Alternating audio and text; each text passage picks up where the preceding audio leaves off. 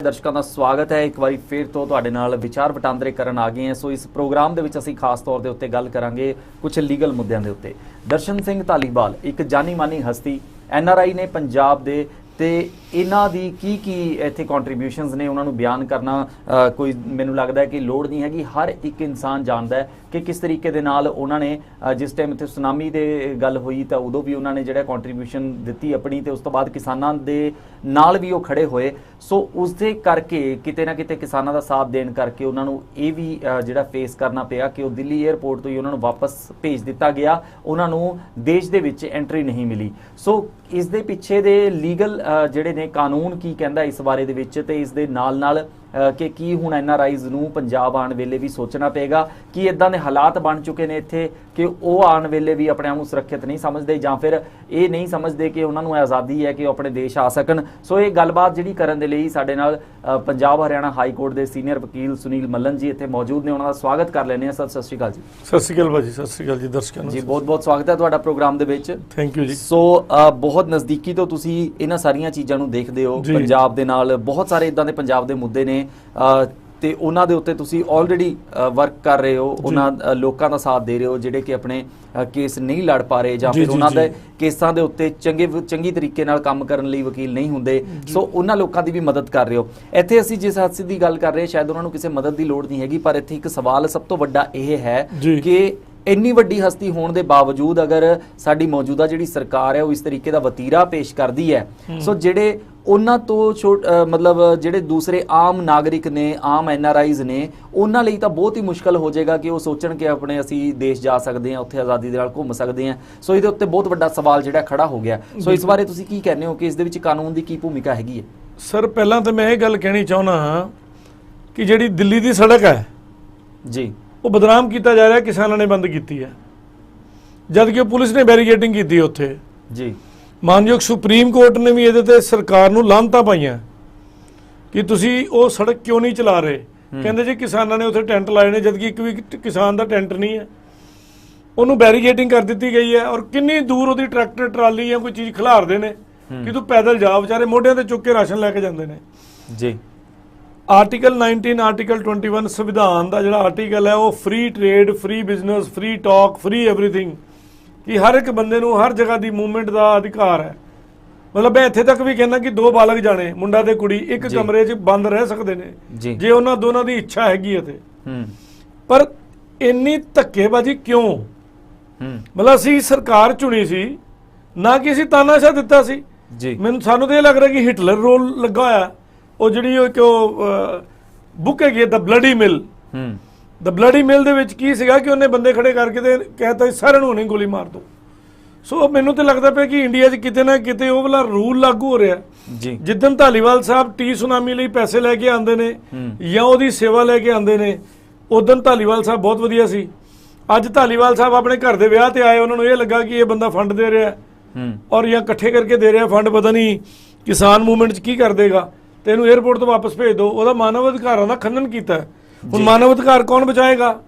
ਫਿਰ ਉਹਦੇ ਤੇ ਸਰਕਾਰ ਦਾ ਪਹਿਰਾ। ਮਤਲਬ ਇੰਨੀ ਜ਼ਿਆਦਾ ਉਹ ਇੱਕ ਡਾਇਲੌਗ ਹੈ, ਦ ਐਬਸੋਲੂਟ ਪਾਵਰ ਕਿਲਸ ਐਬਸੋਲੂਟਲੀ ਜੀ।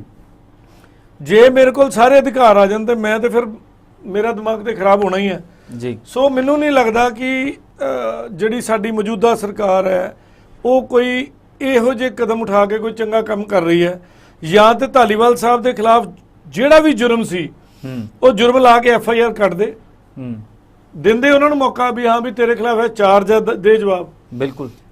ਕੋਰਟ ਦੇ ਵਿੱਚ ਵੀ ਇੱਕ ਵਾਰ ਅਸੀਂ ਤੇ ਆਮ ਤੌਰ ਦੇ ਉੱਤੇ ਫਿਲਮਾਂ 'ਚ ਹੀ ਦੇਖਦੇ ਹਾਂ, ਤੇ ਕੋਰਟ ਦੇ ਵਿੱਚ ਵੀ ਵਕੀਲ ਸਾਹਿਬ ਉੱਥੇ ਦਿੱਤਾ ਜਾਂਦਾ ਹੈ ਮੌਕਾ ਕਿ ਤੁਸੀਂ ਆਪਣੀ ਸਫਾਈ 'ਚ ਕੀ ਕਹਿਣਾ ਚਾਹੋਗੇ। ਵੀ ਛੱਡੋ, ਕੋਰਟਸ ਵਿੱਚ ਇੰਨਾ ਵਧੀਆ ਸਿਸਟਮ ਹੈ। ਮੈਂ ਕੈਦੀ ਹਾਂ, ਮੈਂ ਕੋਰਟ 'ਚ ਕਹਿਦਾ ਕਿ ਮੇਰੇ ਕੋਲ ਵਕੀਲ ਕਰਨ ਦੇ ਪੈਸੇ ਨਹੀਂ, ਮੈਨੂੰ ਫ੍ਰੀ ਲੀਗਲ ਏਡ ਮਿਲੇਗੀ, ਰਾਈਟ, ਮੈਨੂੰ ਵਕੀਲ ਮਿਲੇਗਾ ਔਰ ਵਕੀਲ ਸਾਹਿਬ ਨੂੰ ਪੂਰੇ ਪੈਸੇ ਮਿਲਣਗੇ ਜੋ ਵੀ ਤੈਅ ਹੋਏ ਨੇ।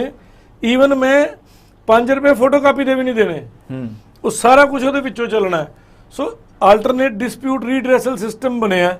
ਪਰ ਜਦੋਂ ਸਾਡੀਆਂ ਸਰਕਾਰਾਂ ਉਹਦੇ ਨਾਲ ਹੀ ਧੱਕਾ ਕਰਨਗੀਆਂ, ਮਤਲਬ ਕਾਸਮੈਟਿਕ ਕਿਉਂ ਕਰਦੇ ਹੋ?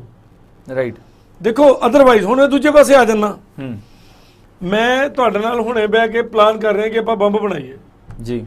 सिर्फ प्लानिंग हो रही है, ਪ੍ਰੈਪਰੇਸ਼ਨ ਹੋ ਰਹੀ ਹੈ। Preparation of crime is no crime ਸਾਡੀ ਕਿਤਾਬ 'ਚ ਲਿਖਿਆ, ਸਾਡੇ ਲੀਗਲ ਗ੍ਰੰਥ 'ਚ ਇੰਨੀ ਗੱਲ ਲਿਖੀ ਹੈ। ਜਦ ਤੱਕ ਅਸੀਂ ਦੋਨੋਂ ਭਰਾ ਮਿਲ ਕੇ ਉਹ ਬੰਬ ਬਣਾ ਕੇ ਤੇ ਭਾਜੀ ਦੇ ਘਰ ਸੁੱਟ ਕੇ ਨਹੀਂ ਆਉਂਦੇ, ਸੁੱਟਣਾ ਪਾਪ ਹੈ, ਬਣਾਉਣਾ ਪਾਪ ਕਿੱਥੇ ਲਿਖਿਆ?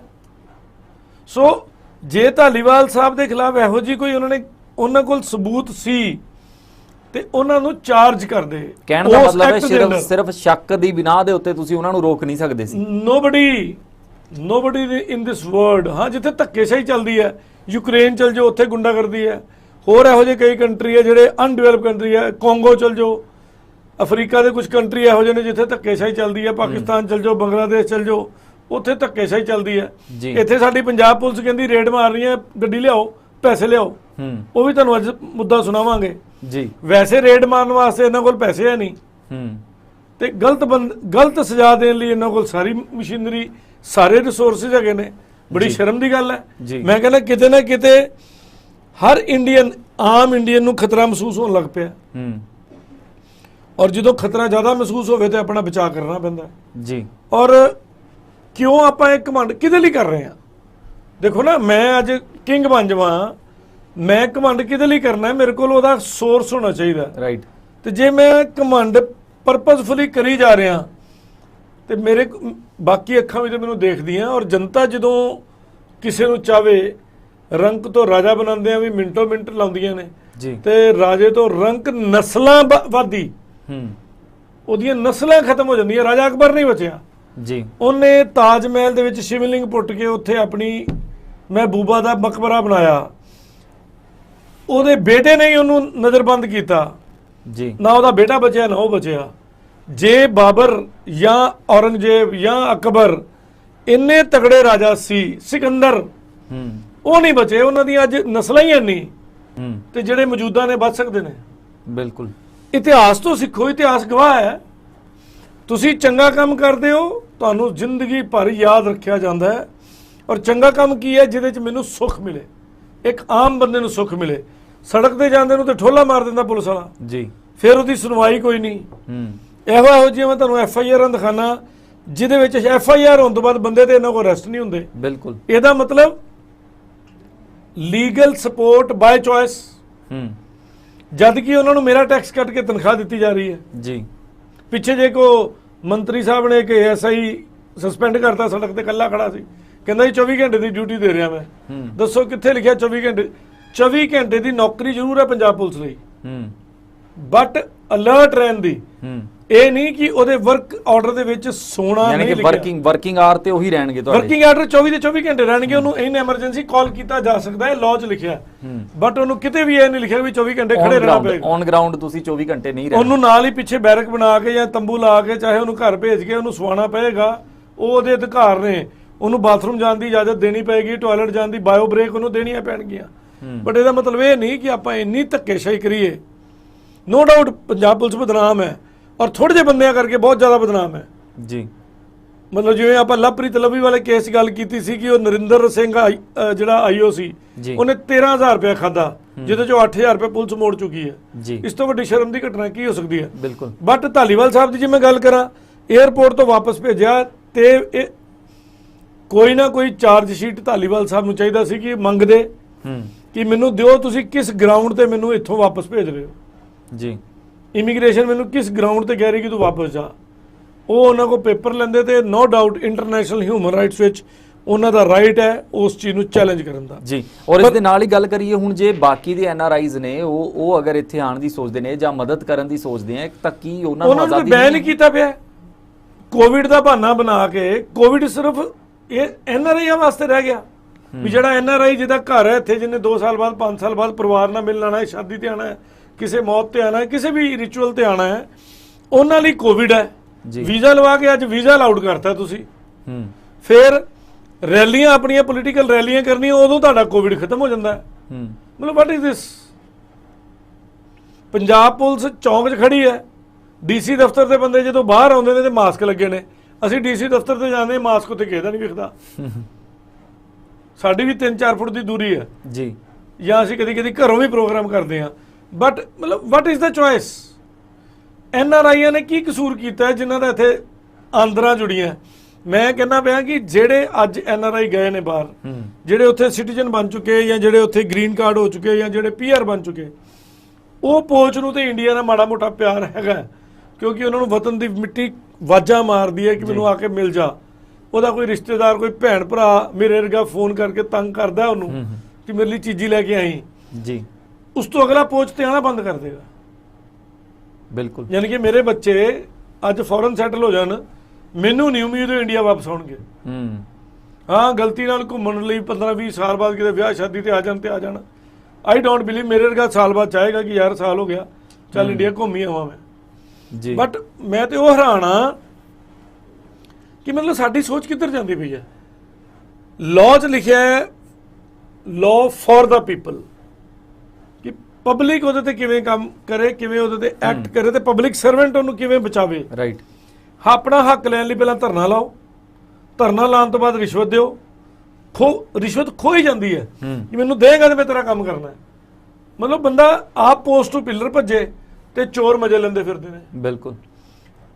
ਪੁਲਿਸ ਵਾਲਿਆਂ ਨੂੰ 90, ਮੈਂ ਅੱਜ ਵੀ ਤੁਹਾਨੂੰ ਗਾਰੰਟੀ ਦਿੰਦਾ, ਕਿਸੇ ਪੁਲਿਸ ਵਾਲੇ ਨੂੰ ਰੈਂਡਮ ਨਹੀਂ ਫੋਨ ਲਾ ਲਓ, ਉਹਦੇ ਕੋਲ ਮੈਂ 2 ਸਵਾਲ ਪੁੱਛਾਂਗਾ, ਜਵਾਬ ਨਹੀਂ ਦੇ ਪਾਏਗਾ। ਕੰਪੀਟੈਂਸ ਨਹੀਂ, ਕੰਮ ਨਹੀਂ, ਮੱਖੀ ਤੇ ਮੱਖੀ ਮਾਰਨੀ ਹੈ ਜੀ। ਸੋ ਇਦਾਂ ਦੇ ਇਲੀਗਲ ਕੰਮ ਕਰਕੇ ਬੜਾ ਹੀ ਗਲਤ ਸੁਨੇਹਾ ਦੁਨੀਆ ਲਈ ਛੱਡਿਆ ਜਾ ਰਿਹਾ ਹੈ, ਔਰ ਉੱਥੋਂ ਦੁਨੀਆ ਨੂੰ ਸਮਝ ਲੱਗ ਰਹੀ ਹੈ ਕਿ ਜੋ ਕੁਝ ਵੀ ਹੋ ਰਿਹਾ ਨਾ, 2 ਪਰਿਵਾਰਾਂ ਲਈ ਇਕੱਠਾ ਹੋ ਰਿਹਾ, ਅੰਬਾਨੀ ਤੇ ਅਡਾਨੀ ਲਈ ਜੀ। ਮਤਲਬ ਸਾਡੇ ਟਾਟਾ ਵਾਲੇ, ਕਿਆ ਰਤਨ ਜੀ ਟਾਟਾ, ਕਿੰਨੇ ਐਥੀਕਲ, ਉਹ ਆਪ ਕਹਿੰਦੇ I am not a businessman, I am industrialist. Right. ਉਹਨਾਂ ਦੀ ਜਿਹੜੀ ਗੱਡੀ ਆਉਂਦੀ ਹੈ ਬੜੀ ਬਾਜ਼ਾਰੂ, ਮਤਲਬ ਅਫੋਰਡੇਬਲ ਕੀਮਤਾਂ ਤੇ ਆਉਂਦੀ ਹੈ, ਚੱਲਦੀ ਹੈ। ਉਹਨਾਂ ਕੋਲ ਪਾਸਪੋਰਟ ਸੇਵਾ ਕੇਂਦਰ ਉਹਨਾਂ ਦੇ ਅੰਡਰ ਨੇ, ਕਿੰਨਾ ਸਮੂਥ ਸਿਸਟਮ ਹੈ। ਕਦੀ ਵੇਖਿਆ ਅੱਜ 100 ਰੁਪਏ ਫਾਲਤੂ ਲੱਗਦਾ ਕਿਤੇ? ਬਿਲਕੁਲ। ਜਾਓ ਕਿਸੇ ਇੰਡਸਟਰੀਲਿਸਟ ਦੀ ਜਗ੍ਹਾ ਕਿਸੇ ਬਿਜ਼ਨਸਮੈਨ ਨੂੰ ਦੇ ਦਿਓ। ਔਰ ਇਹ ਦੁਨੀਆ ਜਾਣਦੀ ਹੈ ਕਿ ਕਿਸ ਇਮਾਨਦਾਰੀ ਦੇ ਤਰੀਕੇ ਦੇ ਨਾਲ ਉਹ ਆਪਣੇ ਸਾਰੇ ਕਾਰੋਬਾਰ ਨੇ ਜਿਹੜੇ ਇੰਡਸਟਰੀ ਹੈ। 에ਅਰ ਇੰਡੀਆ ਉਹਨਾਂ ਨੇ ਸ਼ੁਰੂ ਕੀਤੀ, ਅੱਜ ਵਾਪਸ ਉਹਨਾਂ ਕੋਲ ਹੈ। ਔਰ ਐਥੀਕਲ ਬਿਜ਼ਨਸ ਕਰਨਾ ਤੇ ਐਥੀਕਲ ਤੇ ਵਪਾਰ ਕਰਨਾ 2 ਅਲੱਗ-ਅਲੱਗ ਮੁੱਦੇ ਨੇ। ਗ੍ਰੰਥਾਂ 'ਚ ਲਿਖਿਆ ਹੈ ਕਿ ਜਿਹੜੀ ਸਰਕਾਰ ਆਪਣੀ ਮਸ਼ਹੂਰੀ ਕਰੇ, ਜੇ ਮੈਂ ਅੱਜ ਮੈਂ ਬਹੁਤ ਵਧੀਆ ਵਕੀਲ ਹਾਂ, ਮੈਂ ਰੌਲਾ ਪਾਉਣਾ ਸ਼ੁਰੂ ਕਰਦਾ, ਮੇਰੇ ਕੋਲ ਆਓ, ਮੈਨੂੰ ਕੇਸ ਦਿਓ, ਤਾਰੀਫ ਉਹ ਜਿਹੜੀ ਕੋਈ ਕਰੇ, ਬਿਲਕੁਲ, ਕੰਮ ਉਹ ਜਿਹੜਾ ਤੁਸੀਂ ਕਰੋ ਜੀ। ਤੇ ਜਦੋਂ ਤੁਸੀਂ ਆਪਣੀ ਤਾਰੀਫ ਆਪ ਕਰਦੇ ਹੋ ਤੇ ਸਭ ਤੋਂ ਵੱਡੀ ਖਤਰੇ ਦੀ ਘੰਟੀ ਹੈ। ਪਹਿਲੇ ਇੱਥੇ ਹੀ ਅਲਰਟ ਹੋ ਜਾਣਾ ਚਾਹੀਦਾ। ਬਾਦਲ ਸਾਹਿਬ ਨੇ ਪਹਿਲਾਂ ਬੜੀ ਮਸ਼ਹੂਰੀ ਕੀਤੀ, ਅਸੀਂ ਇਹ ਕਰਤਾ ਸੀ, ਉਹ ਕਰਤਾ ਸੀ, ਸੰਗਤ ਦਰਸ਼ਨ ਲਾਤੇ, ਐਂਡ ਰਿਜ਼ਲਟ ਕੀ ਹੈ? ਮੈਡਮ ਮਨੀਸ਼ਾ ਗੁਲਾਟੀ ਨੇ ਕਿੰਨਾ ਰੌਲਾ ਪਾਇਆ, ਹਰ ਮੀਡੀਆ ਤੇ ਉਹਨਾਂ ਨੂੰ ਲੱਗਦਾ ਇਲੈਕਸ਼ਨ ਲੜਨੀ ਜਾਂ ਕਿਸੇ ਫਿਲਮ 'ਚ ਹੀਰੋਇਨ ਬਣਨਾ, ਤੇ ਉਹਨਾਂ ਨੇ ਆਪਣਾ ਉਹ ਕੰਮ ਸ਼ੁਰੂ ਕੀਤਾ। ਰਿਜ਼ਲਟ ਕੀ ਹੈ? ਪਾਵਰ, ਤੁਸੀਂ ਸੀਟ ਤੇ ਬੈਠੇ ਹੋ, ਪਾਵਰ 'ਚ ਬੈਠੇ ਹੋ, ਤੁਹਾਡੇ ਕੋਲ ਪਾਵਰ ਹੈ ਲਿਖਣ ਦੀ। ਜਸਟਿਨ ਟਰੂਡੋ ਨੂੰ ਚਿੱਠੀ ਲਿਖਤੀ, ਰੌਲਾ ਪਾਤਾ, ਲਿਖਿਆ ਕੀ ਜੀ ਉਹਦੇ 'ਚ? ਕਿਆ ਤੁਸੀਂ ਕੋਈ ਐਸੇ ਕਾਨੂੰਨ ਦੀ ਅਮੈਂਡਮੈਂਟ ਮੰਗੀ ਹੈ ਕਿ ਜਿਹੜੇ ਮੁੰਡੇ ਕੁੜੀਆਂ ਇਹੋ ਜਿਹੇ ਧੋਖੇ ਕਰਦੇ ਪਏ ਨੇ, ਉਹਨਾਂ ਲਈ ਕਿਹੜਾ ਚੈੱਕ ਪੁਆਇੰਟ ਬਣਾਇਆ ਜਾਵੇ ਜੀ? ਸਾਨੂੰ ਸੁਜੈਸ਼ਨ ਦਿਓ, ਜਾਂ ਆਪਣੇ ਵੱਲੋਂ ਸੁਜੈਸ਼ਨ ਭੇਜੀਆਂ, ਕੀ ਭੇਜਿਆ ਜੀ? ਕੀ ਉਹਦਾ ਜਵਾਬ ਆਇਆ? ਸੋ ਹੁਣ ਆਨੇ ਉਹਨਾਂ ਕੇਸਾਂ ਦੇ ਉੱਤੇ ਜਿਹੜੇ ਕੇਸ ਤੁਸੀਂ ਤੁਹਾਡੇ ਆਲਰੇਡੀ ਚੱਲ ਵੀ ਰਹੇ ਨੇ। ਮਤਲਬ ਇਹ ਬੜੀ ਅਫਸੋਸਜਨਕ ਗੱਲ ਹੈ। ਮੈਂ ਕਲੀਅਰ ਸ਼ਬਦਾਂ 'ਚ ਕਹਿਣਾ ਕਿ ਜਿਹੜੀ ਧਾਲੀਵਾਲ ਸਾਹਿਬ ਨੂੰ ਉਹਨਾਂ ਦੀ ਵਤਨ ਦੀ ਮਿੱਟੀ ਨੂੰ ਚੁੰਮਣ ਤੋਂ ਰੋਕਿਆ ਗਿਆ, ਪਾਪ ਕੀਤਾ ਗਿਆ ਜੀ, ਉਹ ਜਿਹਦੇ ਵੀ ਆਰਡਰਾਂ ਨਾਲ ਹੋਇਆ, ਮੈਨੂੰ ਨਹੀਂ ਪਤਾ, ਜਾਂ ਉਹਦੇ ਪਿਛਲੀ ਸੱਚਾਈ ਕੀ ਹੈ, ਜਾਂ ਤੇ ਪਬਲਿਕ ਸਾਹਮਣੇ ਆਵੇ ਕਿ ਹਾਂਜੀ ਇਹ ਸੱਚਾਈ ਸੀ ਉਹਦੇ ਸਾਹਮਣੇ, ਇਸ ਕਰਕੇ ਇਸ ਕੰਮ ਨੂੰ ਰੋਕਿਆ ਗਿਆ, ਤੇ ਤਾਂ ਸਾਨੂੰ ਸਮਝ ਲੱਗੇ ਜਾਂ ਸਾਡੇ ਦਰਸ਼ਕਾਂ ਨੂੰ ਸਮਝ ਲੱਗੇ। ਪਰ ਇਸ ਤਰ੍ਹਾਂ ਬਿਨਾਂ ਕਿਸੇ ਗੱਲ ਤੋਂ ਰੋਕ ਦੇਣਾ, ਵਾਪਸ ਭੇਜ ਦੇਣਾ, ਸੰਵਿਧਾਨ ਦੇ ਵਿੱਚ ਜੋ ਆਰਟੀਕਲ ਲਿਖੇ ਨੇ ਉਹਦੀ ਉਲੰਘਣਾ ਹੈ, ਉਹਦੇ ਪ੍ਰਤੀ ਇੱਕ ਪਾਪ ਹੈ। ਔਰ ਮੈਂ ਕਹਿੰਦਾ ਇੰਟਰਨੈਸ਼ਨਲ ਹਿਊਮਨ ਰਾਈਟਸ ਕਮਿਸ਼ਨ 'ਚ ਵੀ ਇਹਦੇ ਬਾਰੇ ਕੇਸ ਫਾਈਲ ਕੀਤਾ ਜਾ ਸਕਦਾ ਹੈ ਔਰ ਇਹ ਮੁੱਦਾ ਚੁੱਕਿਆ ਜਾ ਸਕਦਾ ਹੈ।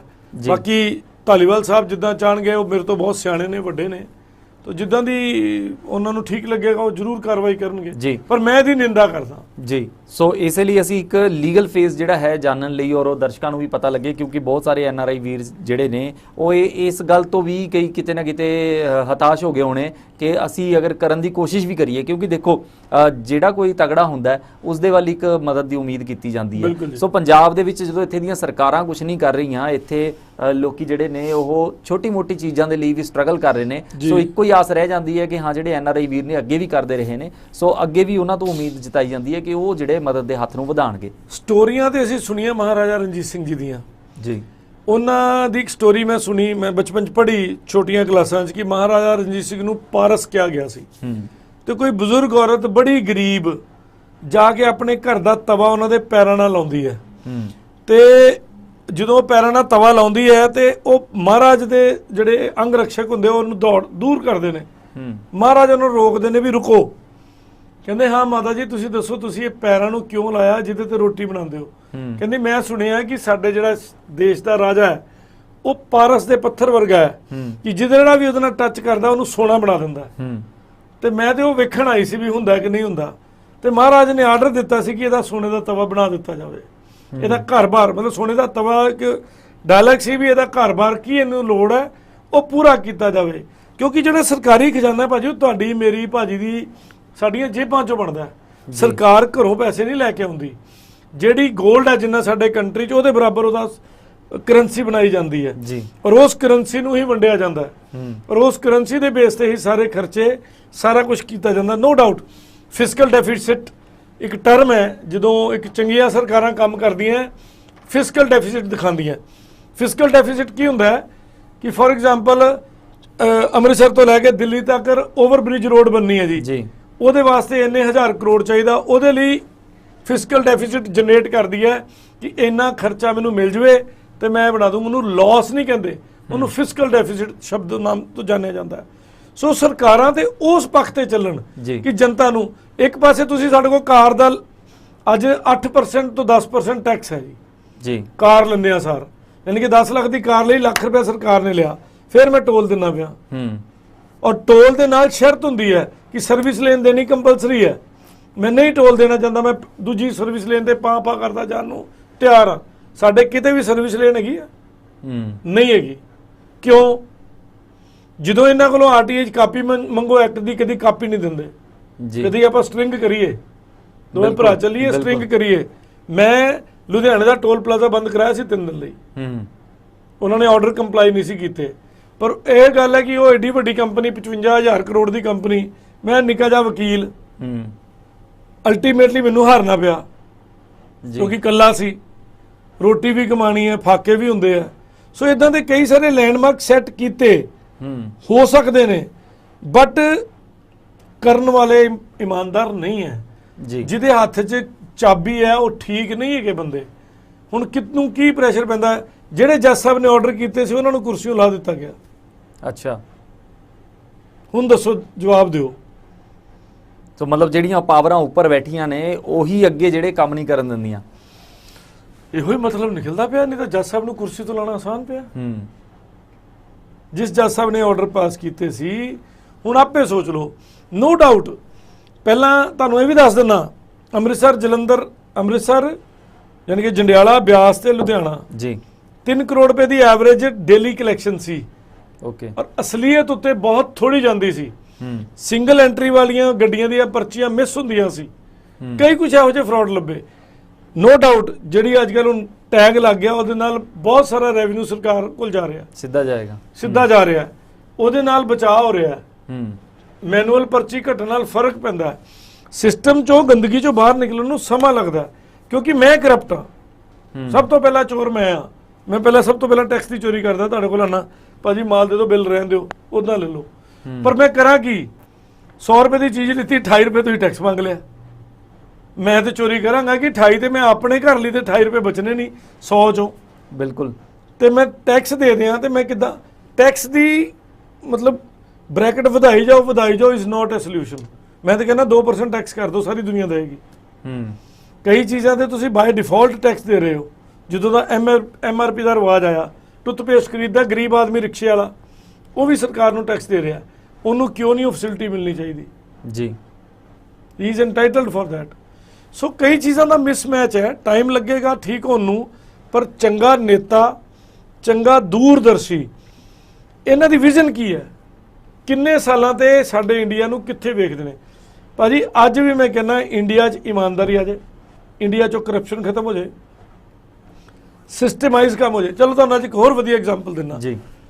ਉਦਮੀ ਆਧਾਰ ਨੰਬਰ ਹਰ ਇੰਡਸਟਰੀਲਿਸਟ ਨੂੰ ਕੰਪਲਸਰੀ ਕਰਤਾ ਠੀਕ। Government of India the side ਤੇ ਫ੍ਰੀ ਹੈ, ਇੱਧਰ ਟਾਈਪ ਕਰੋ, ਬਣ ਕੇ ਘਰੇ ਆ ਜਾਂਦਾ ਹੈ ਆਨਲਾਈਨ ਇਮੀਡੀਏਟਲੀ। ਸੇਮ ਨਾਮ ਦੀਆਂ ਪ੍ਰਾਈਵੇਟ ਸਾਈਟਾਂ ਬਣ ਚੁੱਕੀਆਂ, 1700 1800 2000 2500 2100 ਲੈ ਰਹੀਆਂ। ਸਰਕਾਰ ਦੀ ਨਜ਼ਰ 'ਚ ਅਜੇ ਤੱਕ ਉਹਨਾਂ ਨੂੰ ਅਰੈਸਟ ਨਹੀਂ ਕੀਤਾ ਗਿਆ, ਜਦ ਕਿ ਆਈਟੀ ਰੂਲ ਵੀ ਹੁਣ ਤੇ ਇੰਨੇ ਜ਼ਿਆਦਾ ਸਖਤ ਕਰਦੇ ਜਾ ਰਹੇ ਨੇ। ਸੈਕਸ਼ਨ 67 ਪੜ੍ਹ ਲਓ, ਇਹਨਾਂ ਦੇ ਉੱਤੇ ਨਹੀਂ ਲਾਗੂ ਕੀਤਾ ਮਤਲਬ ਵੇਖਣ ਵਾਲਾ ਇਹਦਾ ਮਤਲਬ ਅੰਨਾ ਹੈ। ਉਹਨੇ ਆਪਣੀਆਂ ਅੱਖਾਂ ਕਿਉਂ ਬੰਦ ਕੀਤੀਆਂ? ਕਿੰਨੇ ਕਰੋੜਾਂ ਰੁਪਏ ਇਕੱਠਾ ਹੋਇਆ ਹੋਏਗਾ। ਸਰਟੀਫਿਕੇਟ ਫ੍ਰੀ ਹੈ। ਮੈਂ ਵੀ ਚੌਂਕ ਗਿਆ, ਅੱਜ ਮੈਂ ਡਿਪਾਰਟਮੈਂਟ ਗਿਆ, ਮੈਂ ਕਿਹਾ ਜੀ ਤੁਸੀਂ 1800 ਰੁਪਏ ਫੀਸ ਕਰਤੀ, ਕਹਿੰਦਾ ਭਾਜੀ ਫ੍ਰੀ ਹੈ। ਤੇ ਮੈਂ ਕਿਹਾ ਸਾਹਮਣੇ ਆਉਂਦਾ, ਕਹਿੰਦਾ ਜੀ ਸੇਮ ਸਾਈਟਾਂ ਬਣੀਆਂ। ਮੈਂ ਕਿਹਾ ਤੁਹਾਡੀ ਨੌਲੇਜ ਅਜੇ ਤੱਕ ਰਿਪੋਰਟ ਕਿਉਂ ਨਹੀਂ ਹੋਈ ਫਿਰ? ਉਹ ਕਹਿੰਦਾ ਸਾਡੀ ਸੁਣਨੀ ਕਿੰਨੀ ਹੈ ਜੀ, ਲਿਖ ਲਿਖ ਕੇ ਕਈ ਵਾਰ ਭੇਜ ਚੁੱਕੇ। ਤੇ ਜਦੋਂ ਇਹਦਾ ਕੋਵਿਡ ਦੇ ਟਾਈਮ ਦੀ ਆਪਾਂ ਗੱਲ ਕਰ ਰਹੇ ਸੀਗੇ, ਉਹਦੇ ਵਿੱਚ ਜਿਹੜਾ ਪ੍ਰਧਾਨ ਮੰਤਰੀ ਰਾਹਤ ਫੰਡ ਬਣਾਇਆ ਸਰ, ਮੈਨੂੰ ਕੋਵਿਡ ਹੋਇਆ ਸੀ, ਲੋਕਾਂ ਨੇ ਪੈਸੇ ਭੇਜੇ ਆ, ਉਹਦਾ ਨਹੀਂ ਪਤਾ ਲੱਗਿਆ ਕਿੱਥੇ। ਮੈਂ ਕਿਹਾ ਮੈਨੂੰ ਕੋਵਿਡ ਹੋਇਆ ਸੀ, ਮੇਰਾ ਨਾਮ ਦੀ ਐਂਟਰੀਆਂ ਪਈਆਂ, ਸਭ ਕੁਝ ਹੋਇਆ, ਮੇਰੇ ਘਰ ਇੱਕ ਵੀ ਬੰਦਾ ਨਹੀਂ ਆਇਆ। ਜਦ ਕਿ 3 ਤੋਂ 4000 ਰੁਪਏ ਦਾ ਸਮਾਨ ਈਚ ਬੰਦੇ ਨੂੰ ਦੇਣ ਵਾਸਤੇ। ਇਹ ਨੰਬਰ ਗੇਮ ਕਿਉਂ ਵਧੀ? ਵਰਲਡ ਬੈਂਕ ਕੋ ਫੰਡ ਆਣਾ ਸੀ। ਸੁਨੀਲ ਕੁਮਾਰ ਵੀ ਕੋਵਿਡ ਪੋਜ਼ਿਟਿਵ, ਸ਼ੇਖਰ ਬਾਬੂ ਵੀ ਕੋਵਿਡ ਪੋਜ਼ਿਟਿਵ, ਫਲਾਣਾ ਵੀ ਕੋਵਿਡ ਪੋਜ਼ਿਟਿਵ, ਪਰ ਉਹਦਾ ਸਮਾਨ ਕਿੱਧਰ ਗਿਆ? ਉਹਨੂੰ ਆਡਿਟ ਕਿਸੇ ਨੇ ਨਹੀਂ ਕੀਤਾ।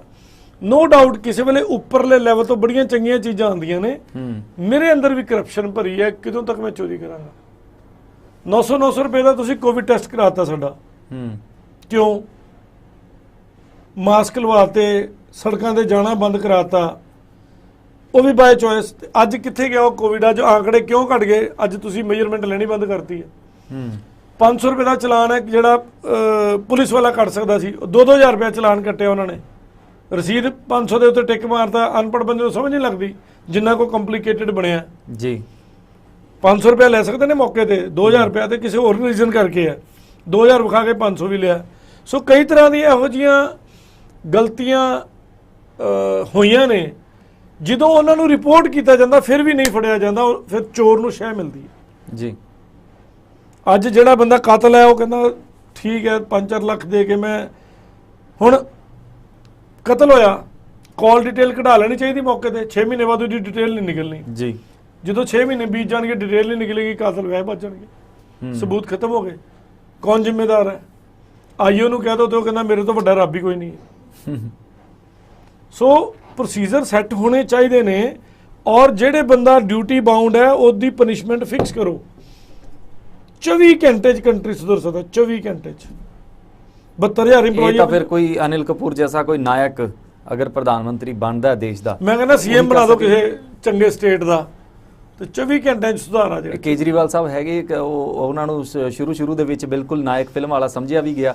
ਨਹੀਂ, ਉਹਨਾਂ ਨੇ ਉਹ ਐਕਸ਼ਨ ਵੀ ਕੀਤੇ, ਪਰ ਉਹਨਾਂ ਦੀ ਪਾਵਰ ਨੂੰ ਕਿਤੇ ਨਾ ਕਿਤੇ ਦੱਬਿਆ ਵੀ ਗਿਆ। ਪਬਲਿਕ ਨੇ ਬੜਾ ਸਹਿਯੋਗ ਕੀਤਾ ਸੀ ਜੀ, ਇਹ ਵੀ ਯਾਦ ਰੱਖਣਾ।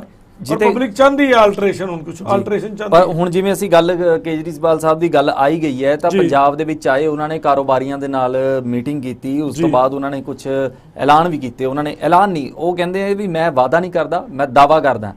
ਔਰ ਉਹ ਦਾਵਾ ਇਹ ਕਰਕੇ ਗਏ ਨੇ ਕਿ ਜਿੰਨੇ ਵੀ ਕਾਰੋਬਾਰੀ ਨੇ ਪੰਜਾਬ ਦੇ, ਉਹਨਾਂ ਨੂੰ ਸੁਰੱਖਿਆ ਪ੍ਰਦਾਨ ਕੀਤੀ ਜਾਏਗੀ, ਇੱਥੇ ਤੋਂ ਇੰਸਪੈਕਟਰ ਰਾਜ ਖਤਮ ਕੀਤਾ ਜਾਏਗਾ। ਖਾਸ ਤੌਰ ਦੇ ਉੱਤੇ ਉਹ ਕਹਿੰਦੇ ਕਿ ਜਦੋਂ ਅਸੀਂ ਲੋਕਾਂ ਦੇ ਵਿੱਚ ਜਾਂਦੇ ਹਾਂ ਤਾਂ ਸਾਨੂੰ ਪਤਾ ਲੱਗਦਾ ਹੈ, ਬਠਿੰਡੇ ਆਏ ਆ ਤਾਂ ਪਤਾ ਲੱਗਿਆ ਕਿ ਇੱਥੇ ਜੋ ਟੈਕਸ ਵੀ ਹੈ। ਕਹਿੰਦੇ ਸ਼ਾਇਦ ਇਹ ਅਸੀਂ ਦਿੱਲੀ ਬੈਠੇ ਰਹਿੰਦੇ ਸਾਨੂੰ ਨਾ ਪਤਾ ਲੱਗਦਾ। ਉਹ ਕੀ ਹੈ ਜੀ ਜੋ ਟੈਕਸ? ਜੋ ਟੈਕਸ ਵੀ ਹੈ, ਕਹਿੰਦੇ ਇਹ ਪਤਾ ਲੱਗਿਆ ਤੇ ਉਹਨਾਂ ਨੇ ਕਿਹਾ ਜੋ ਟੈਕਸ ਖਤਮ ਕਰਾਂਗੇ। ਇਹ ਇਸ ਦੇ ਉੱਤੇ ਜੈ ਸਿੰਘ ਜੋਹਲ ਨੇ ਜਿਹੜਾ ਹੈਗਾ ਇਹ ਵੀ ਕਹਿਤਾ ਕਿ ਮੈਂ ਉਹਨਾਂ ਦੇ ਉੱਤੇ ਜਿਹੜਾ ਹੈ ਕੇਸ ਠੋਕਾਂਗਾ, ਕਿ ਕਾਰਵਾਈ ਕਰਾਂਗਾ, ਕਿ ਮੈਨੂੰ ਮਤਲਬ ਉਹ ਮੇਰੇ ਉੱਤੇ ਗੰਭੀਰ ਇਲਜ਼ਾਮ ਲਗਾ ਕੇ ਗਏ ਨੇ। ਸੋ ਜੋ ਟੈਕਸ ਦੇ ਬਾਰੇ ਵੀ ਉਹ ਗੱਲ ਕਰਕੇ ਗਏ ਕਿ ਖਤਮ ਕੀਤਾ ਜਾਏਗਾ, ਕਰ ਦਾਂਗਾ। ਮੈਂ ਦੱਸਦਾ ਇਹ ਮਾਫੀਆ ਕੰਮ ਕਿਵੇਂ ਕਰਦਾ। ਇਕਨੋਮਿਕਸ ਦਾ ਰੂਲ ਹੈ ਡਿਮਾਂਡ ਐਂਡ ਸਪਲਾਈ। ਅੱਜ ਕੋਠੀ ਬੰਨੀ ਹੈ, ਡਿਮਾਂਡ ਹੈ ਰੇਤ ਦੀ, ਬਜਰੀ ਦੀ, ਸੀਮੈਂਟ ਦੀ। ਉਹਦੀ ਮਾਈਨਿੰਗ ਦੇ ਉੱਤੇ ਤੁਸੀਂ ਐਕਟ ਲਾਤਾ ਤੇ ਪੁਲਿਸ ਵਾਲਿਆਂ ਨੂੰ ਅਗਾਹ ਕਰਤਾ ਵੀ ਤੁਸੀਂ ਇਹਦੇ ਤੇ ਕਰੋ ਜੀ। ਮੈਨੂੰ ਇੱਕ ਗੱਲ ਦੱਸੋ, ਕਿਆ ਕੋਈ ਬਿਲਡਿੰਗ ਬਣਨੇ ਰੁਕੀ? ਅੱਜ ਚੰਡੀਗੜ੍ਹ ਦੇ ਆਲੇ ਦੁਆਲੇ ਦੇਖ ਲਓ, 21 ਮੰਜ਼ਿਲਾ ਬਿਲਡਿੰਗਾਂ ਬਣੀਆਂ। ਉਹ ਰੇਤ ਕਿੱਥੋਂ ਆਈ ਹੈ? ਸੀਮੈਂਟ ਕਿੱਥੋਂ ਆਇਆ? ਬਜਰੀ ਕਿੱਥੋਂ ਆਈ ਹੈ? ਮਿੱਟੀ ਕਿੱਥੋਂ ਆਈ ਹੈ? ਫਰਕ ਇਹੋ ਹੀ ਪਿਆ ਕਿ ਜਿਹੜੀ ਪਹਿਲਾਂ 300 ਰੁਪਏ ਦੀ ਟਰਾਲੀ ਮਿਲਦੀ ਸੀ, ਅੱਜ ਉਹ 1500 ਦੀ ਮਿਲਦੀ ਪਈ ਆ, ਤੇ ਬਾਕੀ ਦਾ 1200 ਕਿਹਨੂੰ ਜਾ ਰਿਹਾ ਹੈ? ਰੇਤ ਤੇ ਉਹੀ ਹੈ ਨਾ ਜਿਹੜੀ ਨਹਿਰ ਚੋਂ ਕੱਢ ਕੇ ਲਿਆਂਦੀ ਹੈ। ਕੁਆਂਟੀਟੀ ਵੀ ਓਨੀ ਆਈ ਹੈ, ਸ਼ਾਇਦ ਵੱਧਦੀ ਆਈ ਹੈ। ਪਹਿਲਾਂ ਐਡੀਆਂ ਬਿਲਡਿੰਗਾਂ ਕਿੱਥੇ ਬਣਦੀਆਂ? ਪਹਿਲਾਂ ਕਿ ਬਿਲਡਿੰਗਾਂ ਨਹੀਂ ਸੀ ਬਣਦੀਆਂ, ਨਹੀਂ ਨਿੱਕੇ ਨਿੱਕੇ ਮਕਾਨ ਬਣਾਉਂਦੇ ਸੀ ਆਪਾਂ, 2 ਮੰਜ਼ਿਲਾ, 2.5 ਮੰਜ਼ਿਲਾ, 1.5 ਮੰਜ਼ਿਲਾ। ਅੱਜ 21 ਮੰਜ਼ਿਲਾ ਬਿਲਡਿੰਗਾਂ ਬਣੀਆਂ, ਔਰ ਕਿੰਨੀਆਂ ਸਾਰੀਆਂ ਹੀ ਬਣੀਆਂ। ਕਿੱਡੇ ਕਿੱਡੇ ਵੱਡੇ ਸ਼ਾਪਿੰਗ ਕੰਪਲੈਕਸ ਬਣ ਗਏ, ਕਮਰਸ਼ੀਅਲ ਕੰਪਲੈਕਸ ਬਣ ਗਏ ਜੀ। ਸੋ ਜ਼ਿਆਦਾ ਰੇਤ ਆਈ ਪਰ ਮਹਿੰਗੇ ਭਾਅ ਆਈ।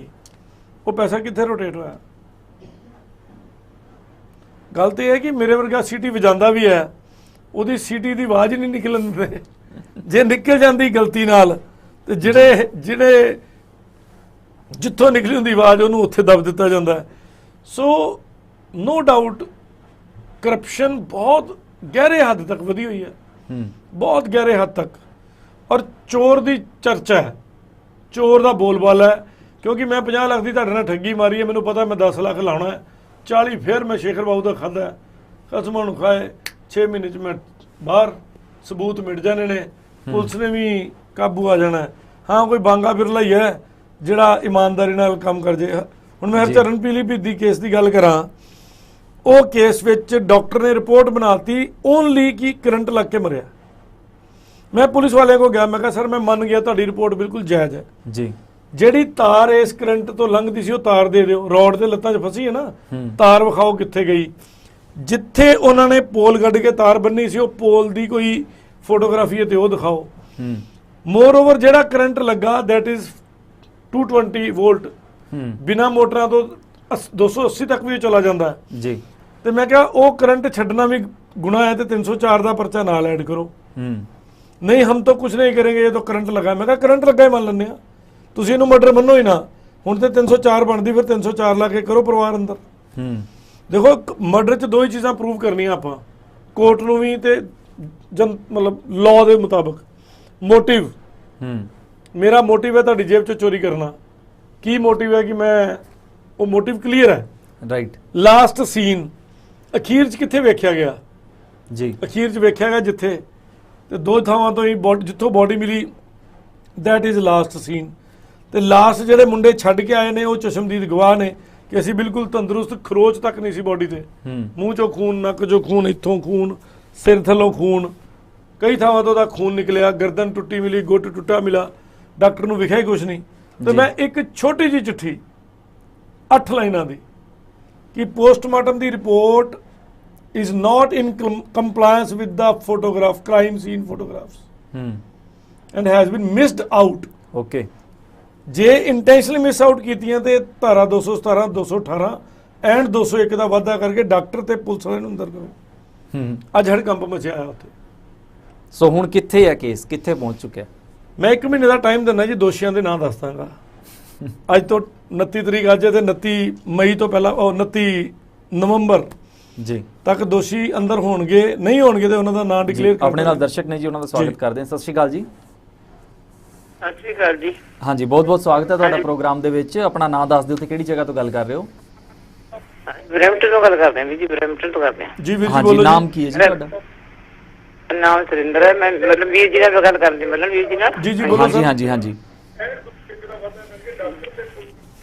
ਭਾਜੀ ਆਪਣੇ ਟੀਵੀ ਸੈੱਟ ਦੀ ਆਵਾਜ਼ ਬੰਦ ਕਰ ਲਓ। ਆਵਾਜ਼ ਬੰਦ ਕਰ ਲਓ, ਟੀਵੀ ਦੀ ਆਵਾਜ਼ ਬੰਦ ਕਰਕੇ ਫੋਨ ਤੇ ਗੱਲ ਕਰੋ। ਬੋਲ ਰਹੇ ਨੇ ਮੱਲਨ ਸਾਹਿਬ। ਠੀਕ ਹੈ ਜੀ, ਠੀਕ ਹੈ ਜੀ। ਹਾਂਜੀ ਹਾਂਜੀ, ਹੈਲੋ। ਦਰਸ਼ਕਾਂ ਨੂੰ ਵੀ ਦੱਸ ਦਈਏ ਕਿ ਜਦੋਂ ਵੀ ਸਾਨੂੰ ਫੋਨ ਲਾਇਆ ਕਰਨ, ਟੀਵੀ ਸੈੱਟ ਦੀ ਆਵਾਜ਼ ਬੰਦ ਕਰ ਲਿਆ ਕਰਨ, ਕਿਉਂਕਿ ਸਾਨੂੰ ਇਕੋ ਸੁਣਦੀ ਹੈ ਤੇ ਸਾਡਾ ਤੇ ਤੁਹਾਡੀ ਜਿਹੜੀ ਟਰਾਂਸਮਿਸ਼ਨ ਹੈਗੀ ਉਹਦੇ ਵਿੱਚ ਥੋੜਾ ਜਿਹਾ ਡਿਲੇ ਹੁੰਦਾ ਹੈ। ਉਸ ਡਿਲੇ ਕਰਕੇ ਸਾਨੂੰ ਸਾਡੀ ਆਵਾਜ਼ ਸੁਣਦੀ ਰਹਿੰਦੀ ਹੈ, ਤੁਹਾਡੀ ਆਵਾਜ਼ ਨਹੀਂ ਸੁਣ ਪਾਉਂਦੀ। ਸੋ ਸਾਰਿਆਂ ਨੂੰ ਰਿਕੁਐਸਟ ਹੈ ਜਦੋਂ ਵੀ ਫੋਨ ਕਰੋ ਲਾਈਵ ਸ਼ੋਅ 'ਚ ਤੇ ਆਪਣੇ ਟੀਵੀ ਸੈੱਟ ਦੀ ਆਵਾਜ਼ ਬੰਦ ਕਰ ਲਿਆ ਕਰੋ ਤੇ ਸਾਡਾ ਜਵਾਬ ਫੋਨ ਟੀਵੀ ਤੇ ਚਾਹੇ ਫੋਨ ਤੇ ਸੁਣ ਲਿਆ ਕਰੋ। ਹਾਂਜੀ ਜੀ ਭਾਜੀ ਬੋਲੋ ਜੀ। ਸਿਟੀ ਜਾਣਾ ਜੀ, ਅਸੀਂ ਵੀਰ ਜੀ ਅਸੀਂ ਇੰਡੀਆ ਜਾਣਾ ਚਾਹੁੰਦੇ ਹਾਂ, ਵੀ ਅਸੀਂ ਜਾ ਸਕਦੇ ਹਾਂ? ਨਹੀਂ ਸਿਟੀ ਜਾਣਾ, ਵੀਜ਼ਾ ਮਿਲ ਜੂ? ਨਹੀਂ ਤੁਸੀਂ ਵੈਸੇ ਮਤਲਬ ਵੈਸੇ ਹੀ ਆਉਣਾ ਚਾਹੁੰਦੇ ਹੋ ਇੰਡੀਆ 'ਚ ਜੀ? ਨਹੀਂ ਜੀ, ਸਾਡੇ ਵੀ ਬਸ 4 ਸਾਲ ਹੋ ਗਏ ਜਾਣ ਨੂੰ, ਜੀ ਕਰ ਬੱਚਿਆਂ ਲੈ ਕੇ ਨਾ ਜਾਣ ਨੂੰ ਨਾ। ਹਾਂਜੀ ਤੁਸੀਂ ਬਿਲਕੁਲ ਜਾ ਸਕਦੇ ਹੋ ਭਾਜੀ, ਤੁਹਾਡੇ ਕੋਲ ਜਾਂ ਤੇ OCI ਕਾਰਡ ਹੋਏਗਾ ਤੇ ਸਾਡੇ ਕੋਲ। ਹਾਂ, ਸਿਟੀਜ਼ਨ ਦੇ ਨਾਲ ਇੰਡੀਆ ਦਾ OCI ਕਾਰਡ ਬਣਦਾ ਜੀ। ਅੱਛਾ ਜੀ। ਹਾਂ, ਉਹ OCI ਕਾਰਡ ਬਣਾ ਕੇ ਤੁਸੀਂ ਆ ਸਕਦੇ ਹੋ, ਨਹੀਂ ਤਾਂ ਵੀਜ਼ਾ ਲਵਾ ਕੇ ਆ ਸਕਦੇ ਹੋ ਜੀ ਤੁਸੀਂ ਇੰਡੀਆ। ਕੋਵਿਡ ਕਰਕੇ ਥੋੜੀਆਂ ਰਿਸਟ੍ਰਿਕਸ਼ਨ ਨੇ, ਪਰ ਤੁਹਾਨੂੰ ਨਾ ਕੋਈ ਨਹੀਂ ਹੈ। ਸਿਟੀਜ਼ਨ ਨਾਲ ਹੀ ਆ ਸਕਦੇ ਜੀ, ਸਿਟੀਜ਼ਨ ਦਾ ਵੀਜ਼ਾ ਲੈ ਲਾਂਗੇ ਇੱਥੋਂ। ਹਾਂਜੀ ਹਾਂਜੀ, ਇੰਡੀਆ ਦਾ ਵੀਜ਼ਾ ਲੈ ਕੇ ਆ ਜਾਓਗੇ ਨਾ ਜੀ। ਤੁਸੀਂ ਸਿਟੀਜ਼ਨ ਕੈਨੇਡਾ ਦੇ ਹੋ ਨਾ ਜੀ? ਹਾਂਜੀ ਹਾਂਜੀ ਹਾਂਜੀ, ਤੁਸੀਂ ਇੰਡੀਆ ਦਾ ਜਾਂ ਤੇ ਵੀਜ਼ਾ ਲਵੋਗੇ ਜਾਂ ਤੁਸੀਂ OCI ਕਾਰਡ ਬਣਦਾ ਜੀ, OCI ਕਾਰਡ ਬਣਵਾ ਲਓ, ਫਿਰ ਤੁਹਾਨੂੰ ਵੀਜ਼ੇ ਦੀ ਲੋੜ ਨਹੀਂ। OCI ਕਾਰਡ ਵਿੱਚ ਟਾਈਮ ਲੱਗ ਜੂ ਜਾਣ ਦਾ ਟਾਈਮ। ਹਾਂ ਤੇ ਕੋਈ ਨਹੀਂ, ਤੁਸੀਂ ਵੀਜ਼ਾ ਲਵਾ ਕੇ ਆ ਸਕਦੇ ਹੋ ਜੀ। ਵੀਜ਼ਾ ਲਵਾ ਕੇ ਆ ਸਕਦੇ ਹੋ, OCI ਕਾਰਡ ਬਣਨੇ ਦੇ ਛੱਡੋ, OCI ਕਾਰਡ ਬਣ ਜਾਏਗਾ। ਠੀਕ ਹੈ ਜੀ। ਜੀ ਭਾਜੀ ਥੈਂਕ ਯੂ ਜੀ, ਮਿਹਰਬਾਨੀ ਜੀ ਕਾਲ ਕਰਨ ਲਈ। ਹਾਂਜੀ, ਤਾਂ ਅਸੀਂ ਕੇਸ ਦੀ ਗੱਲ ਕਰ ਰਹੇ ਸੀ, ਤੁਸੀਂ ਕਹਿ ਰਹੇ ਸੀ 1 ਮਹੀਨੇ ਤੱਕ ਤੁਸੀਂ ਖੁਲਾਸਾ ਕਰ ਦੋਗੇ, ਪਰ ਹੁਣ ਕੇਸ ਕਿੱਥੇ ਤੱਕ ਹੈਗਾ? ਹੁਣ ਕੇਸ ਕਿੱਥੇ ਤੱਕ ਪਹੁੰਚਿਆ ਜੀ, ਜਦੋਂ ਅਸੀਂ ਇਹ ਕੰਮ ਕੀਤਾ ਤੇ ਉਸ ਤੋਂ ਬਾਅਦ ਮੈਨੂੰ ਫਿਰ ਦੁਬਾਰਾ ਜਾਣਾ ਪਿਆ। ਜਾਣ ਤੋਂ ਬਾਅਦ ਮੈਂ ਸੀਐਮਓ ਆਫਿਸ ਵੀ ਗਿਆ ਜੀ, ਐਸਪੀ ਸਾਹਿਬ ਨੂੰ ਵੀ ਮਿਲਿਆ ਜੀ, ਆਈਓ ਨੂੰ ਵੀ ਮਿਲਿਆ ਤੇ ਹੋਰ ਵੀ ਕੁਝ ਡਿਪਾਰਟਮੈਂਟਾਂ 'ਚ ਮੈਂ ਜਾ ਕੇ ਪੈਰਵਾਈ ਕੀਤੀ, ਪਰਿਵਾਰ ਨੂੰ ਨਾਲ ਲੈ ਕੇ। ਉਹਨਾਂ ਦੇ 18-15 ਬੰਦੇ ਨਾਲ ਸੀ ਔਰ ਉਹਦੇ ਵਿੱਚ ਆਈਓ ਸਰ ਨੇ ਵੀ ਕਿਹਾ ਕਿ ਕਿਉਂਕਿ ਐਕਚੁਅਲੀ ਪਹਿਲਾਂ ਮਾਤੋ ਟਾਂਡਾ ਜਿਹੜਾ ਪੁਲਿਸ ਸੀ ਉਹਦੇ ਕੋਲ ਸੀ ਕੇਸ, ਅੱਛਾ, ਉਹ ਪਰਿਵਾਰ ਨੇ ਥੋੜਾ ਜ਼ੋਰ ਪਾ ਕੇ ਉਹਨੂੰ ਕ੍ਰਾਈਮ ਬ੍ਰਾਂਚ ਕੋ ਕਨਵਰਟ ਕਰਾਤਾ ਸੀ। ਹੁਣ ਕ੍ਰਾਈਮ ਬ੍ਰਾਂਚ ਕਹਿੰਦੀ ਕਿ ਥਲੜੇ ਵਾਲੀ ਪੁਲਿਸ ਨੇ ਉਹਨੂੰ ਕਲੋਜ਼ ਕਰਤਾ ਸੀ, ਬੀਇੰਗ ਇਹ ਕਹਿ ਕੇ ਕਿ ਇਹ ਕਰੰਟ ਦਾ ਕੇਸ ਹੈ। ਪਰਿਵਾਰ ਦਾ ਕੁਝ ਜ਼ੋਰ ਸੀ, ਉੱਥੋਂ ਦੇ ਸਾਡੇ ਪੰਜਾਬੀ ਲੋਕਾਂ ਦਾ ਜ਼ੋਰ ਸੀ, ਈਵਨ ਉਧਰ ਦੇ ਲੋਕਲ ਲੋਕਾਂ ਦਾ ਵੀ ਜ਼ੋਰ ਸੀ, ਪਲੱਸ ਇਧਰੋਂ ਸਾਡੇ ਵੱਲੋਂ ਮੇਰੀ ਵੀ ਚਿੱਠੀ ਗਈ ਜਿਹੜੀ ਉਹਦੇ ਤੇ ਫਿਰ ਇਨਕੁਆਇਰੀ ਦੁਬਾਰਾ ਸ਼ੁਰੂ ਹੋਈ ਜੀ। ਫਿਰ ਉੱਥੋਂ ਲਖਨਊ ਤੋਂ ਇੱਕ ਸਪੈਸ਼ਲ ਟੀਮ ਆਂਦੀ, forensic team, medico legal experts ਹੁੰਦੇ ਨੇ, ਓਕੇ। ਉਸ ਟੀਮ ਨੇ 4 ਦਿਨ ਪਹਿਲਾਂ ਉੱਥੇ ਪੂਰਾ ਸਰਵੇ ਕੀਤਾ, ਕ੍ਰਾਈਮ ਸੀਨ ਤੇ ਦੁਬਾਰਾ ਗਏ ਨੇ, ਲੜਕੀ ਦੀ ਸਟੇਟਮੈਂਟ ਲਿੱਤੀ ਹੈ ਔਰ ਵੀ ਬੜਾ ਕੁਝ ਕੀਤਾ। ਸੋ ਕਰਨ ਤੋਂ ਬਾਅਦ ਉਹ 10 ਤੋਂ 15 ਦਿਨ ਲੱਗਣੇ ਨੇ ਉਹਨਾਂ ਦੀ ਰਿਪੋਰਟ ਆਉਣ 'ਚ। ਇੱਧਰੋਂ ਮੈਂ ਸੀਐਮਓ ਆਫਿਸ ਗਿਆ, ਉੱਥੇ ਜਾ ਕੇ ਅਸੀਂ ਨਵਾਂ ਜਿਹੜਾ ਮੈਡੀਕਲ ਬੋਰਡ ਬਣਵਾਤਾ। ਜਿਹੜੇ 2 ਡਾਕਟਰਾਂ ਨੇ ਗਲਤ ਰਿਪੋਰਟ ਬਣਾਈ ਸੀ ਉਹਨਾਂ ਦੇ ਖਿਲਾਫ ਇਨਕੁਆਇਰੀ ਸ਼ੁਰੂ ਕਰਾਈ ਹੈ। ਇੱਕ ਅਸੀਂ ਐਸਪੀ ਆਫਿਸ ਦੇ ਥਰੂ ਬੋਰਡ ਬਣਵਾਇਆ ਪੁਲਿਸ ਦੇ ਥਰੂ। ਤੀਸਰਾ ਮੈਂ ਮਾਨਯੋਗ ਹਾਈ ਕੋਰਟ ਇਲਾਹਾਬਾਦ ਦੀ ਤਿਆਰੀ ਕਰ ਚੁੱਕਾ ਜੀ। So I am waiting for the report to come. ਮੈਂ ਫਿਰ ਸ਼ਾਇਦ ਕੱਲ ਜਾ ਰਿਹਾ ਇਲਾਹਾਬਾਦ ਹਰਚਰਨ ਕੇਸ 'ਚ ਜੀ। ਸੋ ਉੱਥੇ ਜਾ ਕੇ ਮੈਂ ਥੋੜਾ ਨੈਟਵਰਕ ਆਪਣਾ ਕ੍ਰੀਏਟ ਕਰਕੇ ਆਣਾ ਹੈ, ਲੋਕਲ ਐਡਵੋਕੇਟਸ ਪਲੱਸ ਹੋਰ ਵੀ ਲੋਕਾਂ ਨਾਲ ਮਿਲ ਕੇ ਆਣਾ ਹੈ। ਸੋ ਆਈ ਥਿੰਕ ਮੰਗਲਵਾਰ ਵਾਪਸ ਆਵਾਂਗਾ ਮੈਂ। ਸੋ ਵੀ ਆਰ ਔਨ ਟੋਸ ਔਰ ਇਹ ਮੇਰਾ ਵਾਅਦਾ ਹੈ ਕਿ ਵਿਦਿਨ 1 ਮੰਥ ਜੇ ਤੇ ਪੁਲਿਸ ਨੇ ਔਰ ਫੋਰੈਂਸਿਕ ਟੀਮਾਂ ਨੇ ਪੈਸੇ ਖਾ ਲਏ ਜਾਂ ਕੁਝ ਗੜਬੜ ਕੰਮ ਕੀਤੀ ਤੇ ਥਰੂ ਹੁਣ ਕੋਰਟ ਮੈਂ ਮੂਵ ਕਰਾਂਗਾ ਤੇ ਕੋਰਟ 'ਚ ਜਵਾਬ ਦੇਣਾ ਔਖਾ ਹੋਏਗਾ ਜੀ। ਖਾਸ ਕਰਕੇ ਉਸ ਪੁਲਿਸ ਵਾਲਿਆਂ ਨੂੰ ਜਿਹੜੇ ਅੰਨੇ ਹੋ ਗਏ ਸੀ ਜੀ, ਕਿ ਜਿਨ੍ਹਾਂ ਨੂੰ ਖੂਨ ਨਹੀਂ ਦਿਖਿਆ। ਇੰਨੀ ਸ਼ਰਮਨਾਕ ਗੱਲ ਜੇ ਕਿ ਬੋਡੀ ਵੀ ਸੀਤੇ ਬਿਨਾ ਦਿੱਤੀ, ਅੱਛਾ, ਮੂੰਹ ਦੇ ਉੱਤੇ ਚਿੱਟਾ ਪਾਊਡਰ ਮਾਲਤਾ ਕਿ ਜਿਹੜੇ ਮੂੰਹ ਦੇ ਮਾਰ ਦੇ ਨਿਸ਼ਾਨ ਹੈ ਉਹ ਨਾ ਦਿਖਣ, ਉਹ ਦਿਖਣ ਨਾ। ਪਰ ਉਹਦੀ ਪੂਰੀ ਬਾਡੀ ਤੇ ਦਿਖਦੇ ਪਏ, ਢਿੱਡ ਤੇ ਜੁੱਤੀਆਂ ਮਾਰ ਬੂਟ ਵੱਜੇ ਹੋਏ ਨੇ, ਬਾਹ ਤੇ ਕੱਟ ਦਾ ਨਿਸ਼ਾਨ ਹੈ, ਲੱਤਾਂ ਤੇ ਹੈ, ਪਹੁੰਚੇ ਟੰਗੇ ਹੋਏ ਨੇ। ਕਰੰਟ ਲਾਉਣ ਤੋਂ ਪਹਿਲਾਂ ਪਹੁੰਚੇ ਟੰਗੇ ਦਾ ਮਤਲਬ ਪਹਿਲਾਂ ਉਹਨੂੰ ਕਿਸੇ ਜਗ੍ਹਾ ਤੇ ਕੁੱਟਿਆ ਇਹ ਲੋਕੇਸ਼ਨ ਤੇ, ਉਹਨੂੰ ਅਧਮੋਇਆ ਕੀਤਾ, ਫਿਰ ਆ ਕੇ ਉੱਥੇ ਚਲੇ ਜਦੋਂ ਉਹਨੂੰ ਕਰੰਟ ਲਾਇਆ ਤੇ ਉਹਨੇ ਕੰਬ ਕੇ ਮੁੱਠੀਆਂ 'ਚ ਉਹਦੇ ਕਣਕ ਆ ਗਈ, ਉਹ ਝੋਨਾ ਆ ਗਿਆ ਤੇ ਉਹ ਵਿਚਾਰਾ ਉੱਥੇ ਮਰ ਗਿਆ। ਮਤਲਬ ਮਾਰ ਕਿੰਨਾ ਦਰਦਨਾਕ ਇਹ ਸੀਨ ਹੈਗਾ ਜਿਹੜਾ ਉੱਤੋਂ ਬੁੱਚੜ ਡਾਕਟਰ ਜਿਹੜੇ ਬੁੱਚੜ ਉਹਨਾਂ ਨੇ ਸੀਤੇ ਬਿਨਾ ਬੋਡੀ ਮੋੜੀ ਹੈ, ਬਲੀਡ ਕਰਦੀ ਬੋਡੀ। ਕਿੰਨਾ ਘਟਿਆ ਮਾਨਵਤਾ ਸ਼ਰਮਸਾਰ ਹੋ ਗਈ। ਦੁਰਲਾਨਤ ਹੈ ਤੁਹਾਡੇ ਤੇ, ਤੁਹਾਡੇ ਬੱਚੇ ਨਾਲ ਵੀ ਇਹ ਕੁਝ ਹੋਵੇ ਇਹੋ ਜਿਹੇ ਡਾਕਟਰ ਤੇ ਪੁਲਿਸ ਵਾਲਿਆਂ ਨੂੰ। ਤਾਂ ਮੈਂ ਇਹ ਕਹਿਣਾ ਉਹ ਮਤਲਬ ਸੜਕ ਤੇ ਕੁੱਤੇ ਦੀ ਮੌਤ ਮਰਨ। ਇਹ ਦੁਆਵਾਂ ਤੁਹਾਨੂੰ, ਇਹ ਬਦਦੁਆਵਾਂ ਤੁਹਾਨੂੰ ਸਾਰਾ ਸੰਸਾਰ ਦਿੰਦਾ ਇਹੋ ਜਿਹੇ ਡਾਕਟਰਾਂ ਨੂੰ, ਇਹੋ ਜਿਹੇ ਪੁਲਿਸ ਵਾਲਿਆਂ ਨੂੰ, ਕਿ ਉਹਨਾਂ ਨਾਲ ਇਹ ਕੁਝ ਹੋਵੇ, ਉਹਨਾਂ ਨੂੰ ਤਸੀਹੇ ਮਿਲਣ, ਤੜਫਦਾ ਵੇਖਣ ਆਪਣਾ ਬੱਚਾ ਆਪਣੀਆਂ ਅੱਖਾਂ ਸਾਹਮਣੇ ਜਾਂ ਆਪਣਾ ਪਰਿਵਾਰ। ਤਾਂ ਇਹਨਾਂ ਨੂੰ ਸ਼ਾਇਦ ਅਕਲ ਆਵੇ। ਸ਼ਰਮ ਹੀ ਲਾਤੀ ਸਿਰਫ ਪੈਸੇ ਖਾਤਰ, ਆਪਣਾ ਆਪ ਵੇਚ ਦਿੱਤਾ। ਲਾਹਨਤ ਇਹੋ ਜਿਹੇ ਬੰਦਿਆਂ ਤੇ ਜੀ। ਤੇ ਉਧਰ ਦੂਜੇ ਜਿਹੜੇ ਮਾਮਲੇ ਨੇ ਜਿਵੇਂ ਕਿ ਉਹੀ ਜਿਹੜੇ ਐਨਆਰਆਈਜ਼ ਵਾਲੇ ਮਾਮਲੇ। ਹਾਂਜੀ, ਅੱਜ ਇੱਕ ਨਵਾਂ ਮੁੱਦਾ ਵੀ ਆਇਆ ਜੀ ਸਾਹਮਣੇ ਤਰਨਤਾਰਨ ਦਾ ਜੀ, ਤਰਨਤਾਰਨ ਤੋਂ ਅਰਸ਼ਦੀਪ ਕੁੜੀ ਦਾ ਨਾਮ ਹੈ। ਹਾਂ, ਅਰਸ਼ਦੀਪ ਹੈ ਤੇ 2019 ਦੇ ਵਿੱਚ ਗਈ ਹੈ ਇੰਗਲੈਂਡ, ਗਈ ਹੈ। 22,50,000 ਰੁਪਏ ਲਵਾਇਆ, 52,000। ਹਾਂਜੀ। ਸੋ ਮੈਂ ਤੇ ਇਹੋ ਹੀ ਕਹਿੰਦਾ ਵੀ ਧੀਆਂ ਦਾ ਸੌਦਾ ਕਰਦੇ ਅੱਜ ਕੱਲ੍ਹ ਮਾਂ ਪਿਓ ਜੀ, ਨੰਬਰ ਆਫ ਡੇਜ਼ ਨਾਲ ਡਿਵਾਈਡ ਕਰਕੇ। ਮੈਂ ਆਪਣੇ ਸਾਰੇ ਭੈਣ ਭਰਾਵਾਂ ਨੂੰ ਜਿਹੜੇ ਪੰਜਾਬ 'ਚ ਬੈਠੇ ਖਾਸ ਕਰ ਦੇਖ ਰਹੇ, ਪਹਿਲਾਂ ਤਾਂ ਆਪਣੇ ਮੁੰਡੇ ਕੁੜੀਆਂ ਨੂੰ ਕਹੋ ਕਿ ਥੋੜ੍ਹੀ ਜਿਹੀ ਪੜ੍ਹਾਈ ਕਰ ਲੈਣ, ਬੈਂਡ ਲੈਣੇ ਔਖੇ ਨਹੀਂ, 1 ਸਾਲ ਦੀ ਮਿਹਨਤ ਕਰ ਲੈਣ। ਬਿਲਕੁਲ ਠੇਠ ਪੇਂਡੂ ਬੰਦਾ 1 ਸਾਲ ਦੀ ਮਿਹਨਤ ਕਰ ਲੇਗਾ ਤੇ 6 ਬੈਂਡ ਆਰਾਮ ਨਾਲ ਆ ਜਾਣਗੇ। ਦੂਜੀ ਗੱਲ, ਚਲੋ ਤੁਹਾਡੇ ਕੋਲ ਬੈਂਡ ਨਹੀਂ ਆਉਂਦੇ ਪਏ ਤੇ ਤੁਸੀਂ ਘੱਟੋ ਘੱਟ ਜਿਹੜਾ ਵੀ ਤੁਹਾਡਾ ਸਪਾਊਸ ਮੁੰਡਾ ਜਾਂ ਕੁੜੀ ਬਾਹਰ ਜਾਂਦਾ ਹੈ ਜਿਹਦੇ ਤੇ ਤੁਸੀਂ ਪੈਸੇ ਲਾਉਂਦੇ ਹੋ, 1 ਸਮੈਸਟਰ ਦੀ ਫੀਸ ਭਰਨੀ ਹੈ, 2 ਦੀ ਨਹੀਂ ਭਰਨੀ। GIC ਦੇਣੀ ਹੈ। ਜਿੰਨੇ ਪੈਸੇ ਤੁਸੀਂ ਲਾਓ ਤੇ ਦੂਣੇ ਦੇ ਚੈੱਕ ਪਹਿਲਾਂ ਉਹਨਾਂ ਪਰਿਵਾਰ ਕੋਲੋਂ, ਕੁੜੀ ਕੋਲੋਂ, ਪਿਓ ਕੋਲੋਂ, ਮਾਂ ਕੋਲੋਂ, ਭਰਾ ਕੋਲੋਂ, ਉਹਦੇ ਕੋਲੋਂ ਚੈੱਕ ਕਟਾਓ ਤੇ ਲਿਖਤ ਕਰਾਓ ਕਿ ਜੇ ਕੁੜੀ ਨਾ ਸੱਦੇਗੀ 3 ਮਹੀਨਿਆਂ ਬਾਅਦ ਕੈਨੇਡਾ ਗਈ ਕੁੜੀ ਸੱਦ ਸਕਦੀ ਹੈ ਜਾਂ ਮੁੰਡਾ ਗਿਆ ਸੱਦ ਸਕਦਾ ਹੈ। ਭਾਜੀ ਇੱਥੋਂ ਪਰ ਅਸੀਂ ਪਹਿਲਾਂ ਇਹ ਵੀ ਗੱਲ ਕਰ ਰਹੇ ਸੀਗੇ ਕਿ ਕੰਟਰੈਕਟ ਮੈਰਿਜਸ ਦਾ ਇਹ ਟ੍ਰੈਂਡ ਜਿਹੜਾ ਹੈਗਾ ਉਹ ਹੈ ਹੀ ਗਲਤ ਹੈ। ਤੁਸੀਂ contract marriage is wrong, but ਮੈਂ ਕਹਿੰਦਾ ਜੇ ਤੁਸੀਂ ਵਿਆਹ ਸਹੀ ਕਰ ਲਿਆ, ਸਹੀ ਵੀ ਕਰ ਲਿਆ, ਕੁੜੀ ਨੂੰ ਭੇਜ ਵੀ ਸਹੀ ਲੈ ਰਹੇ ਹੋ, ਕੁੜੀ ਦੀ ਨੀਤ ਨਾ ਬਦਲੇ ਜਾਂ ਉਹਦੇ ਮਾਪਿਓ ਦੀ ਨੀਤ ਨਾ ਬਦਲੇ, ਨੀਤ ਤੇ ਮਾਪਿਓ ਦੀ ਵੀ ਬਦਲਦੀ ਹੈ। ਬੇਈਮਾਨ ਤੇ ਉਹ ਹੁੰਦੇ ਪਏ ਨੇ, ਕੁੜੀ ਨੂੰ ਕਹਿੰਦੇ ਫੋਨ ਬਦਲ ਲੈ, ਕਹਿੰਦੇ ਸਾਡੀ ਕੁੜੀ ਨਾਲ ਸਾਡਾ ਕੋਈ ਕੰਟੈਕਟ ਨਹੀਂ। How it is possible? ਤੁਹਾਨੂੰ ਤੁਸੀਂ ਆਬਜ਼ਰਵ ਕੀਤਾ ਹੋਣਾ ਇਹਨਾਂ ਸਾਰੇ ਕੇਸਾਂ ਦੇ ਵਿੱਚ, ਕੀ ਲੱਗਦਾ ਹੈ ਉੱਥੇ ਦੀ ਚਕਾਚੌਂਧ ਦੇਖ ਕੇ, ਉੱਥੇ ਦੀ ਰੌਣਕਾਂ ਦੇਖ ਕੇ, ਉੱਥੇ ਜਾ ਕੇ ਦਿਮਾਗ ਬਦਲ ਜਾਂਦਾ? ਭੁੱਖੇ ਨੂੰ ਜਦੋਂ ਮਿਲ ਜਾਂਦਾ ਨਾ ਕੁਝ, ਪਾਗਲ ਹੋ ਜਾਂਦਾ, ਬਾਂਦਰ ਬਣ ਜਾਂਦਾ। ਪੰਜਾਬੀ 'ਚ ਮੈਂ ਠੇਠ ਭਾਸ਼ਾ 'ਚ ਗੱਲ ਕਰਦਾ, ਜਿਨ੍ਹਾਂ ਨੇ ਕਦੀ ਚੰਡੀਗੜ੍ਹ ਨਹੀਂ ਵੇਖਿਆ ਔਰ ਜਿਹਦੇ ਮਾਂ ਪਿਓ ਨੇ ਜਿਸ ਕੁੜੀ ਨੂੰ ਘਰੋਂ ਗੁਰਦੁਆਰੇ ਇਕੱਲੀ ਨਹੀਂ ਭੇਜਿਆ, ਸਹੇਲੀ ਲੈ ਕੇ ਜਾ, ਭੈਣ ਲੈ ਕੇ ਜਾ, ਮਾਸੀ ਲੈ ਕੇ ਜਾ, ਫੁੱਫੜ ਲੈ ਕੇ ਜਾ, ਕੈਨੇਡਾ ਦੇ ਜਹਾਜ਼ 'ਚ ਝੱਟ ਚੜਾ ਦਿੰਦੇ ਨੇ, ਤੇ ਜਿੱਥੇ ਉਹਨੂੰ ਵੇਖਣ ਵਾਲਾ ਹੀ ਕੋਈ ਨਹੀਂ। ਔਰ ਉੱਥੇ ਜਿਹੜਾ ਹੋਰ ਮੁੰਡਾ ਗਿਆ, ਉਹਦਾ ਮੋਢਾ ਮਿਲ ਗਿਆ, ਲੋਕਲ ਘੁੰਮਣ ਨੂੰ ਨਿਆਗਰਾ ਫਾਲ ਵੀ ਮਿਲ ਗਿਆ, ਤੇ ਉਹਨੂੰ ਤੇ ਉਧਰ ਦਾ ਫਿਰ ਸਭ ਕੁਝ ਹੀ ਚੰਗਾ ਲੱਗਣ ਲੱਗ ਪਿਆ। ਤੇ ਕਰੈਕਟਰ ਦੇ ਪੈਸੇ ਉਹਦੇ ਕੋਲ ਹੈਗੇ ਨੇ, ਫੀਸਾਂ ਉਹਦੀਆਂ ਭਰੀਆਂ ਪਈਆਂ, ਘੁੰਮਣ ਨੂੰ ਉੱਥੇ ਬੰਦਾ ਮਿਲ ਗਿਆ, ਗੱਲ ਖਤਮ ਹੋ ਗਈ ਹੈ। ਹਾਲ ਹੀ ਦੇ ਵਿੱਚ ਫਿਲਮ ਰਿਲੀਜ਼ ਹੋਈ ਹੈ ਯੈਸ ਆਮ ਸਟੂਡੈਂਟ, ਸਿੱਧੂ ਮੂਸੇਵਾਲੇ ਦੀ ਜੀ। ਹਾਲਾਂਕਿ ਤੁਸੀਂ ਕਾਫੀ ਉਹਨਾਂ ਦੇ ਗਾਣਿਆਂ ਦੀ ਨਿਖੇਧੀ ਵੀ ਕਰਦੇ ਰਹੇ ਹੋ। ਨਹੀਂ ਭਾਜੀ, ਸਾਰਿਆਂ ਦੀ ਨਹੀਂ ਕੀਤੀ, ਜਿਹਦੇ ਵਿੱਚ ਉਹਨਾਂ ਨੇ ਬਦਤਮੀਜ਼ੀ ਕੀਤੀ ਹੈ ਉਹਦਾ ਮੈਂ ਨੈਕਸਟ ਵੀਕ ਕੇਸ ਵੀ ਫਾਈਲ ਕਰ ਰਿਹਾ ਜੀ। ਮੈਂ ਕਿਸੇ ਹੋਰ ਰੁਝੇਵਿਆਂ 'ਚ ਸੀ, ਮਨਕੀਰਤ ਔਲਖ ਦੇ ਖਿਲਾਫ ਤੇ ਸਿੱਧੂ ਮੂਸੇਵਾਲੇ ਦੇ ਖਿਲਾਫ ਮੇਰਾ ਜੂਨੀਅਰ ਨੇ ਡਰਾਫਟ ਕਰ ਲਿਆ ਕੇਸ, ਤੇ ਬਸ ਹੈਪੀ ਦੀਵਾਲੀ ਤੋਂ ਬਾਅਦ ਹੈਪੀ ਨਿਊ ਈਅਰ ਨਹੀਂ ਹੁੰਦਾ, ਨੋਟਿਸ ਚੱਲ ਜਾਏਗਾ। ਪਰ ਤੁਸੀਂ ਇਸ ਬਾਰੇ ਕੀ ਕਹੋਗੇ? ਜੋ ਫਿਲਮ ਆਈ ਆ, ਫਿਲਮ ਕਾਫੀ ਜ਼ਿਆਦਾ ਉਹਨਾਂ ਮੁੱਦਿਆਂ ਦੇ ਉੱਤੇ ਹੈਗੀ ਹੈ ਜੋ ਜਿਹੜੇ ਨੌਜਵਾਨ ਨੇ ਉਹ ਕੈਨੇਡਾ ਦੇ ਵਿੱਚ ਜਾ ਕੇ ਫੇਸ ਵੀ ਕਰਦੇ ਨੇ। ਕੁਝ ਪੁਰਾਣੇ ਲੋਕ ਵੀ ਨੇ ਜਿਹੜੇ ਉਹਨਾਂ ਨਾਲ ਗਲਤ ਸਲੂਕ ਕਰਦੇ ਆ, ਤੇ ਕੁਝ ਉਹਨਾਂ ਨੇ ਉਹ ਵੀ ਸਟੂਡੈਂਟ ਦਿਖਾਏ ਨੇ ਜਿਹੜੇ ਉੱਥੇ ਇਸ ਤਰ੍ਹਾਂ ਦਾ ਵਿਵਹਾਰ ਕਰਦੇ ਆ ਜੋ ਤੁਸੀਂ ਦੱਸ ਰਹੇ ਹੋ ਕਿ ਉੱਥੇ ਜਾ ਕੇ ਵਿਗੜ ਜਾਂਦੇ ਆ, ਨਸ਼ੇ ਪੱਤਿਆਂ ਦੇ ਵਿੱਚ ਵੀ ਪੈਂਦੇ ਆ, ਐਸ਼ੋ ਪ੍ਰਸਤੀ ਦੇ ਵਿੱਚ ਪੈ ਜਾਂਦੇ ਤੇ ਭੁੱਲ ਜਾਂਦੇ ਆ ਕਿ ਕਿਸ ਤਰੀਕੇ ਨਾਲ ਉਹਨਾਂ ਦੇ ਮਾਪਿਓ ਨੇ ਉਹਨਾਂ ਨੂੰ ਭੇਜਿਆ। ਤੇ ਖਾਸ ਤੌਰ ਦੇ ਉੱਤੇ ਇੱਥੇ ਜਿਹੜੀ ਕੁੜੀਆਂ ਦੀ ਅਸੀਂ ਗੱਲ ਕਰ ਰਹੇ ਹਾਂ, ਉਹਨਾਂ ਨੂੰ ਤੇ ਉਹਨਾਂ ਦੇ ਮਾਪਿਓ ਨੇ ਨਹੀਂ, ਸਗੋਂ ਕਿਸੇ ਹੋਰ ਨੇ ਭਰੋਸਾ ਕਰਕੇ ਪੈਸਾ ਲਾ ਕੇ ਪੈਸਾ ਲਾ ਕੇ ਭੇਜਿਆ। ਮਤਲਬ ਜੇ ਤੁਹਾਡੇ ਕੋਲ ਪੈਸਾ ਸੀ ਤੇ ਆਪਣੀ ਕਰਤੂਤੀ ਜਾਂਦੇ, ਲੋਕਾਂ ਕੋਲੋਂ ਭੀਖ ਮੰਗ ਕੇ ਗਏ ਜੇ। ਮੈਂ ਤੇ ਇਹੋ ਹੀ ਕਹਿੰਦਾ, ਤੇ ਜੇ ਗਏ ਜੇ ਤੇ ਫਿਰ ਆਪਣਾ ਵਚਨ ਨਿਭਾਓ। ਤੇ ਘੱਟੋ ਘੱਟ ਉਹ ਆਪਣੇ ਜਿਹੜੇ ਭੁੱਖੇ ਲੋਕ ਨੇ ਨਾ ਜੀ, ਹਰਕਤਾਂ ਜ਼ਿਆਦਾ ਉਹ ਕਰ ਰਹੇ ਆ।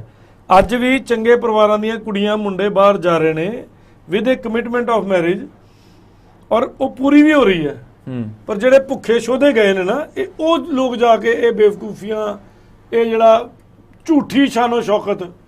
ਦੇਖੋ ਪਤਾ ਕੀ ਹੈ, ਜਿਹੜਾ ਪਿੰਡ ਦਾ ਆਦਮੀ ਨਾ ਭੋਲਾ ਬਹੁਤ ਹੈ, ਸੱਚਾਈ ਦੱਸਾਂ।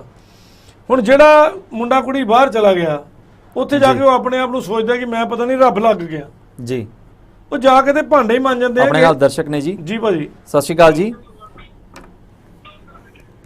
ਹੈਲੋ ਹਾਂਜੀ, ਸਤਿ ਸ਼੍ਰੀ ਅਕਾਲ ਜੀ, ਬਹੁਤ ਬਹੁਤ ਸਵਾਗਤ ਹੈ ਤੁਹਾਡਾ ਪ੍ਰੋਗਰਾਮ 'ਚ।